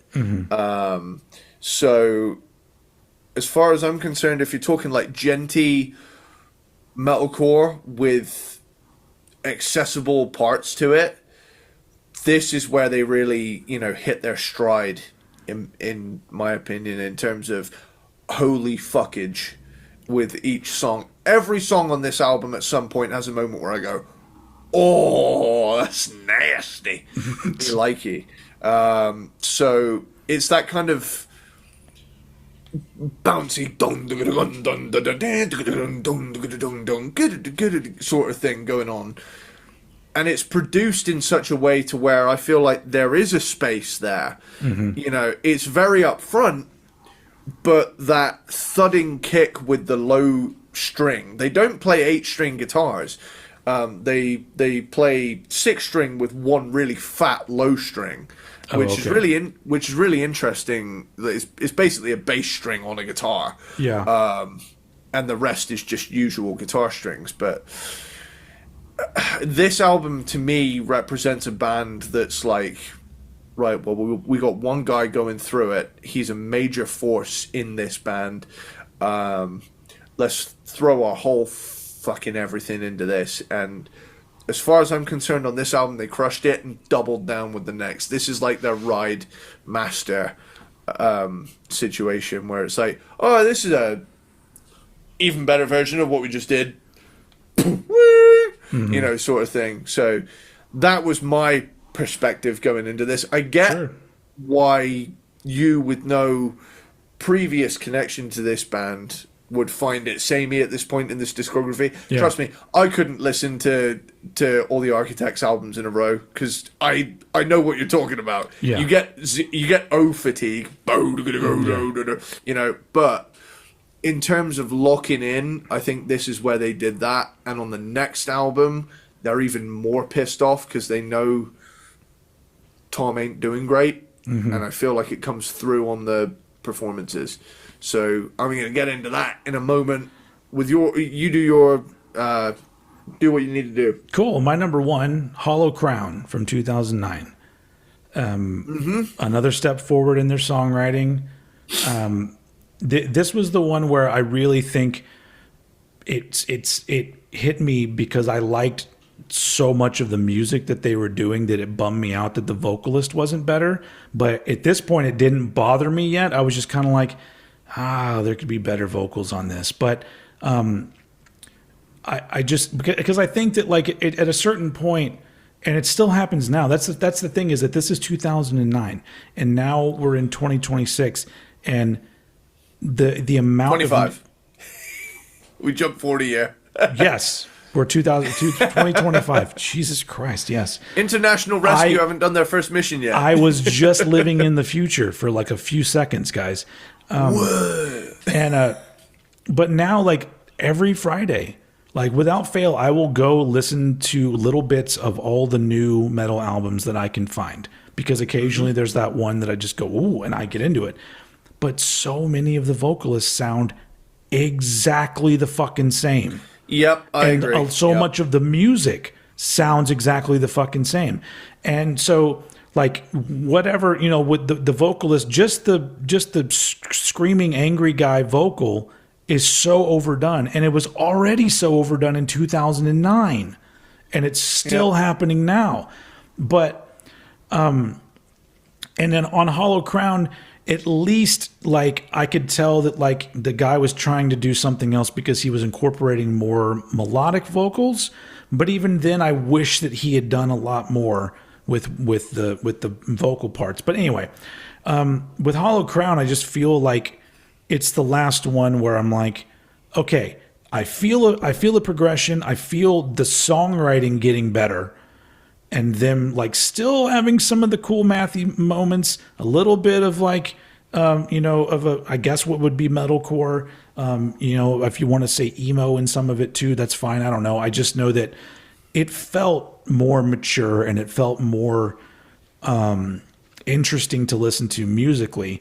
even if it didn't sound that much different from a lot of other things I had already heard, I at least was like, okay, these are dudes that are like getting better at what they're doing, and so I appreciated a lot of what was on Hollow Crown, where I was just like, okay, like I can see why these guys have a whole lot of fans, because if I was into this style of music, this is fucking great for that. And so, yeah, I mean, it's at the end of the day, like I said, none of these albums held my attention 100%. But Hollow Crown had the most moments where I just felt like I was kind of engaged with the album. So that ends up being my number one. Cool. Which brings me to my number one, which is All Our Gods Have Abandoned Us. And for a long time, I thought that Lost Forever, Lost Together was going to be my number one. But this album has Match Made in Heaven, Gone with the Wind, which I'll break down in a moment, Downfall, Phantom Fear, Gravity, and that's just the singles. And it is just one giant pissed off last Hail Mary in terms of like Tom Searle being in the band. His death, his cancer wasn't announced until after his death. Like, they didn't talk about it in the press at all. I don't think he ever mentioned it. And then when he died, it was so sudden. It was like, what the fuck? Out of nowhere. But which that's another admirable thing, because I feel like I would just want to tell everybody, hey, I got cancer, buy our record. You know? And it is that thing of listening to this album, and it's not something I ever wanted to say, but it's an album nowadays I find quite relatable. There are several moments on this album that allude to the fact that dude knows he's on his last days. Yeah.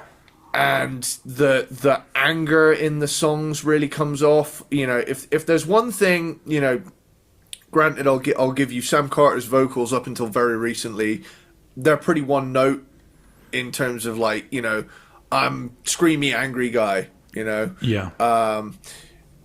He sounds particularly pissed off here, and they all sound pissed off because their friend is dying. Yeah. And like with that added weight to it, I can't help but, having seen it myself, really resonate with this album in terms of holy shit.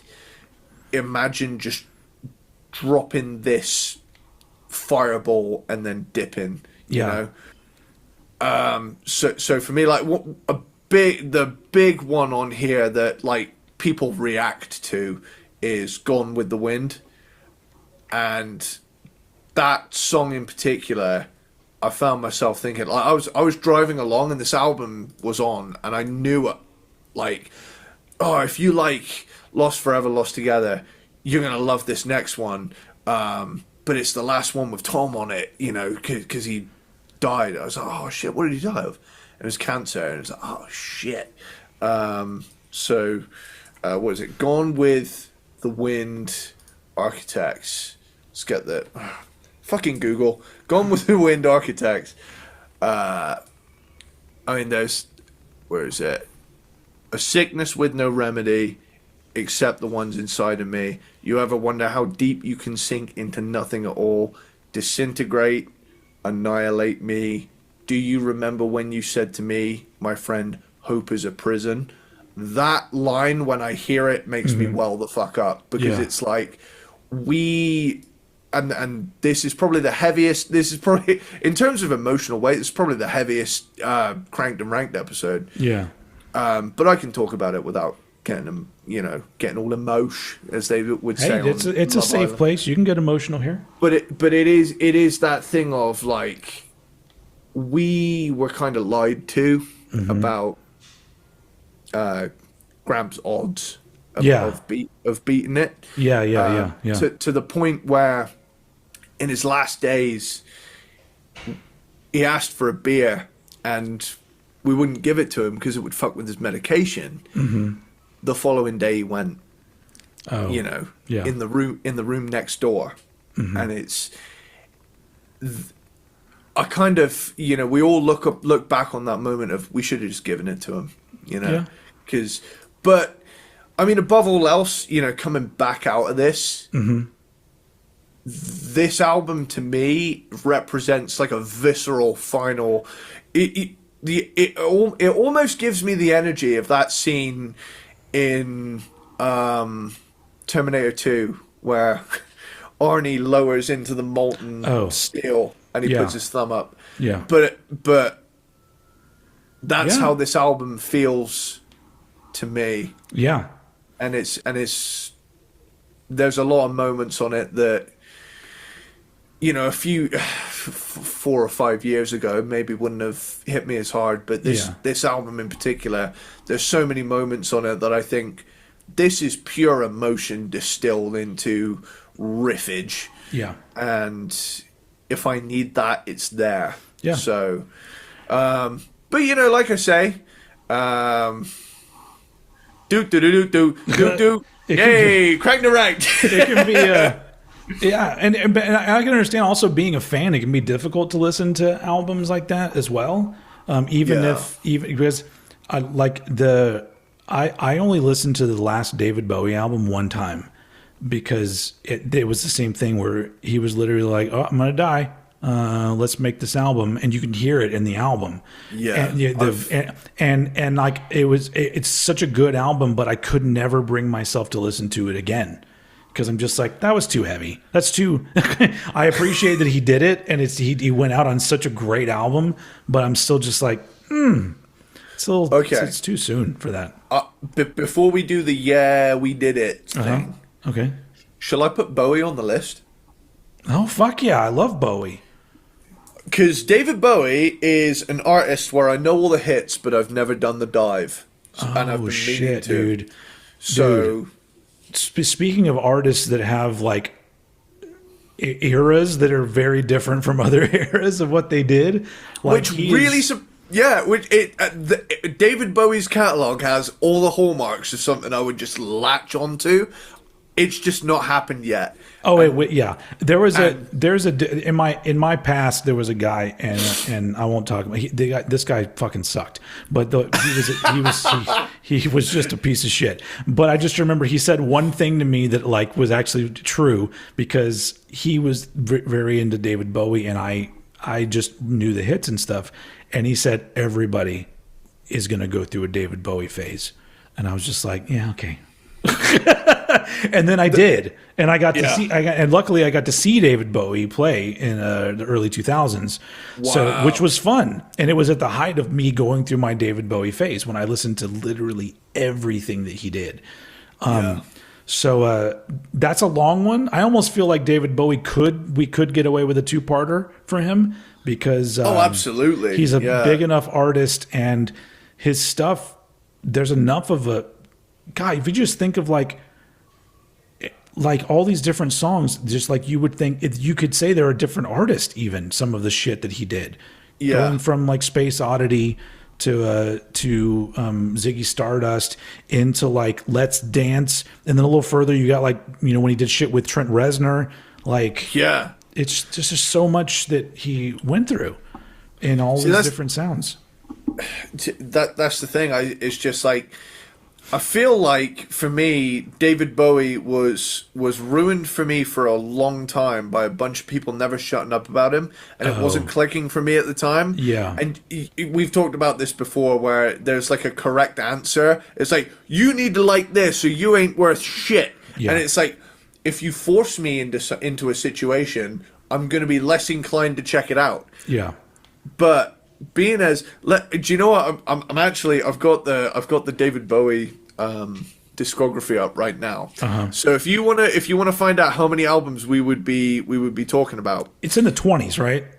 1, 2, 3, 4, 5, 6, 7, 8, 9, 10, 11. I haven't left the 70s yet, by the way. 12, 13, 14, 15, 16, 17, 18, 19, 20, 21, 22, 23, 24, 25, 26, and 27 if you count Toy, which is a posthumous release.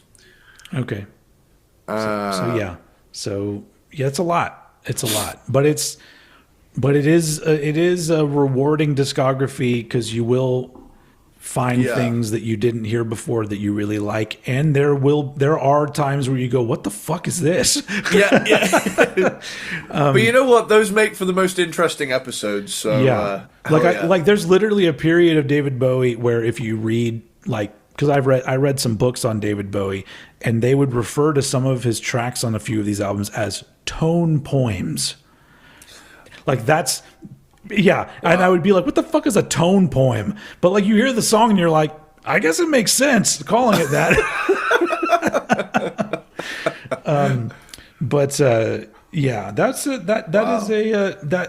That's definitely a good discography because it's just you love it or not. It's a very interesting. He was a very prolific and ever evolving. He's like Madonna. He was before Madonna. It was David Bowie. He was. Dude, is that another one we should tackle? Should we do Madonna? I love Madonna. We can do I'll do it tomorrow. I don't care. We can do Madonna any fucking time. She's on the list, and her discography. I like my Madonna vinyl collection is insane. Because I've not only collected all of her vinyl up until in the 90s because shit is less available, but also I have all these 12-inch maxi singles from Madonna as well and remix albums. I got them all. I'm gonna come right out and say it that I've got True Blue on vinyl and I have the Immaculate Collection on CD. Nice. So yeah. Those are both very, very good artists for me to talk about. Cool. And so we can fit them in. Who are we doing next? Oh, hold on 1 second.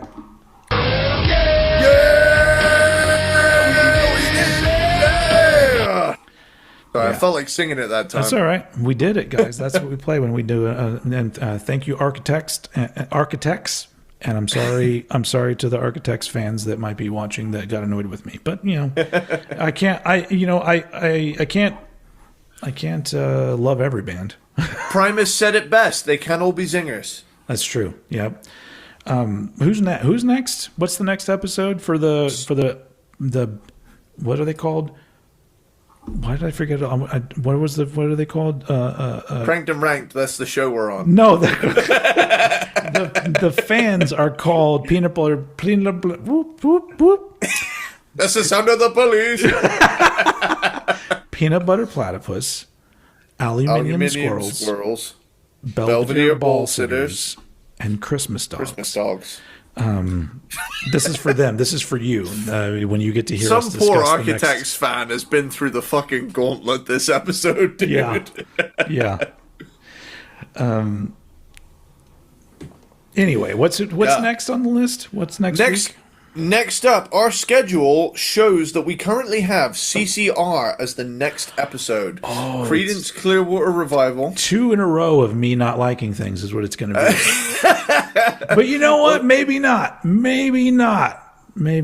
Because I've only heard the greatest hits of Creedence Clearwater Revival. There's some riffs in there, man. There's some vibes. There's some cool riffs in there. Yeah. Hiding away. That's going to be interesting. Going from a modern metalish band all the way to a very 70s sounding band. Did they start in the 60s, Creedence? Late 60s, actually. 60s. I think a sizable chunk of, I think the first 3 albums are 68 and 9. Back when they were churning out albums. Yeah. And then after that we got Galactic Cowboys. Oh, we're going straight into another. Well, we've got a Revuculus that's pretty nearby. We can bump that one up if you want. I'm gonna defer to you on that because if you're ready for Galactic Cowboys after Creedence, let's fucking do it. Fuck it, we're doing Revuculus after Creedence because I want to give Galactic Cowboys as much time as possible. Yeah. And then after that we have Danger Danger. Oh, nice. nice. And then we have, this is entirely up to you, we can do L7 or we can rank the Kiss live albums.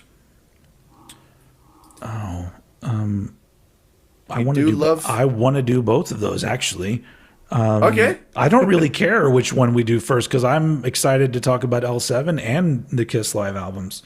Cool. Let's do L7 first because the Kiss live albums, like we talk a lot about Kiss, so we could put a little more of a buffer between Kiss and more Kiss. Okay. And we also have so we've got quite a wall here of band rankings, and I was thinking we need to stick a year episode in there, and I think there's a very special 80s year we haven't covered yet. 1986? 1984. 1984. Okay. All right. Mm-hmm. I think we've done 86. Ah, fuck, I don't remember. If we did, Master of Puppets was number 1, right? Yeah. Yep. More than likely. We can do that. Also, literally insert Bowie or Madonna somewhere, wherever you feel like you want to put them. Okay, so this is kind of blowing our load here. Here are some episode ideas. Okay. Okay, and these are the ones that are in our immediate peripheral. Okay, put down in the comments if you think that you want to see these episodes pretty soon. We got Suicidal Tendencies, Enough's Enough, Genesis, oh my god, yes, Whitesnake, that'll be fun too, Wu-Tang Clan, damn, Morbid Angel, okay, Deicide, 2015, the year. 2015. Now this is the big kind of like grunge episode. Green River, Mad Season, Mother Love Bone, Temple of the Dog, all together. We're doing them all together. All of the grunge offshoots, I guess. Mm-hmm. We got a Slashed and Mashed for the Blaze Bayley Iron Maiden albums. Oh yes. We got a Slashed and Mashed 80s Metallica, where we have to make the greatest 12-track 80s Metallica album. Fuck yeah. We got Dan Reed Network. Yes. Europe. Dan Reed. Europe, yeah. This is great. Mastodon, okay. Avenged Sevenfold. Okay, yeah. Meshuggah. All right. Municipal Waste. Damn. Gojira. Mm-hmm. Bon Jovi. Bon Jovi. Creed. Oh yeah. I think I requested that. I'm like, let's do some Creed. I don't know enough about them. Black Veil Brides, As I Lay Dying, fucking Queen, dude. We need to do Queen. I'm calling it. Queen's going up the list. Okay.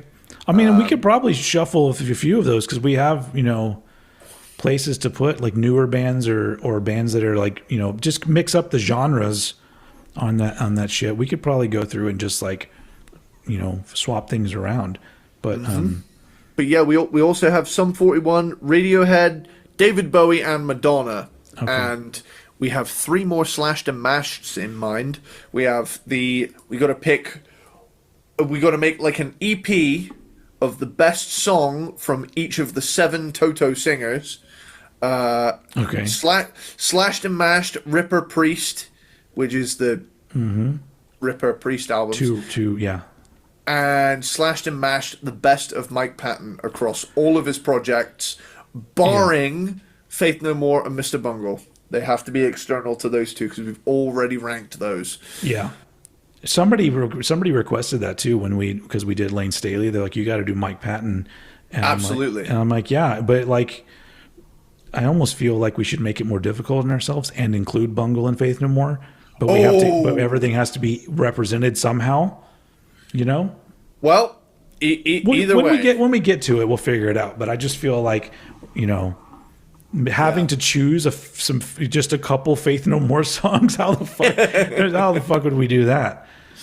Fair play. It's one of those things, man. We've got a show, and we get to talk about cool shit. I know. I feel like Mike Patton is going to continue doing Mr. Bungle. And not in really much else. Well, I mean, other things, but because I feel like he's not bothering to like set up tours with Faith No More, and they're saying that they don't think it's going to happen, but yet they keep announcing Mr. Bungle playing shows. I would love to see Faith No More with or without Patton at this point. I just want to see him on stage together doing. I mean, they had Chuck Mosley. Yeah. You know, fuck, if they had Courtney Love back in the band, I'd watch it. Yeah. You know, it's if they got a different singer, people would fucking riot though. Like I think they know better. Anyway, I think the real Faith No More fans would be down with whatever. Yeah, I mean, they would have to go somewhere totally different, like a totally different kind of vocalist. Fuck it, I've got it. Mike Patton approved. Right Said Fred. They need to hire the guys from Right Said Fred. That would be. I'm too sexy for my shirt.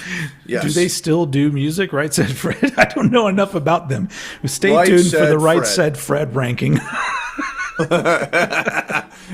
You know what? Fuck it. I'm gonna look at their discography. How they have more albums than I expected. Oh my god. Okay, so the first album is called Up, immediately followed by Sex and Travel from 1993. Sex and Travel. Smashing from 1996. Fredhead from 2001. Stand Up from 2002. For Sale from 2006. I'm a Celebrity from 2008. Stop the World 2011. And Exactly from 2017. I said exactly because it's got exclamation point. Well, if that's the case, I have to say Smashing because Smashing also has a I'm too. The interesting thing is that there are people out there that are like massive Right Said Fred fans and know, like, well, how did you not know they were still doing all this music? I'm like, well, to be fair, I think I've only heard one song by them.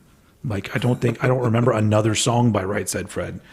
Let's have a look here. Well, we got I'm Too Sexy. Mm-hmm. Don't Talk, Just Kiss. Okay. Deeply Dippy. Who could forget? And then Those Simple Things / Daydream. Yeah. Anyway, I'm out of curiosity. I'm going to go find some of those other Right Said Fred albums and be like, "What is this?"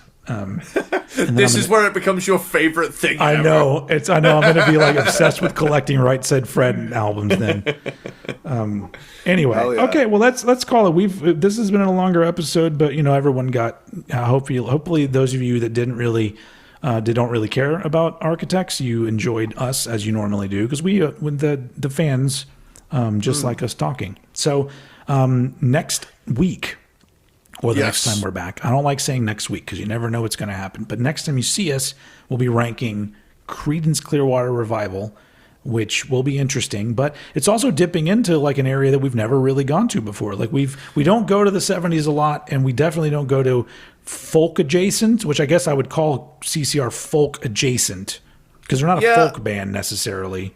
Yeah, I would probably call them at their heart, they're a blues band. But they could easily have done and probably did play shows with like Crosby, Stills, Nash, and Joni Mitchell and Neil Young or whatever, Anyway, well, that'll be interesting. End of the day, we're two metalheads talking about music, and sometimes the music is heavy. I'm not a metalhead. Don't paint me with that. That's true. I'm an old head. Hey! Good night, everybody. No. And with him, as always, is Young Balls. Take him away. All right. On that note, let's get the hell out of here. Thanks everybody for watching. Thanks everybody for listening. And as usual, I throw it over to Young Balls to take us out. Lights out.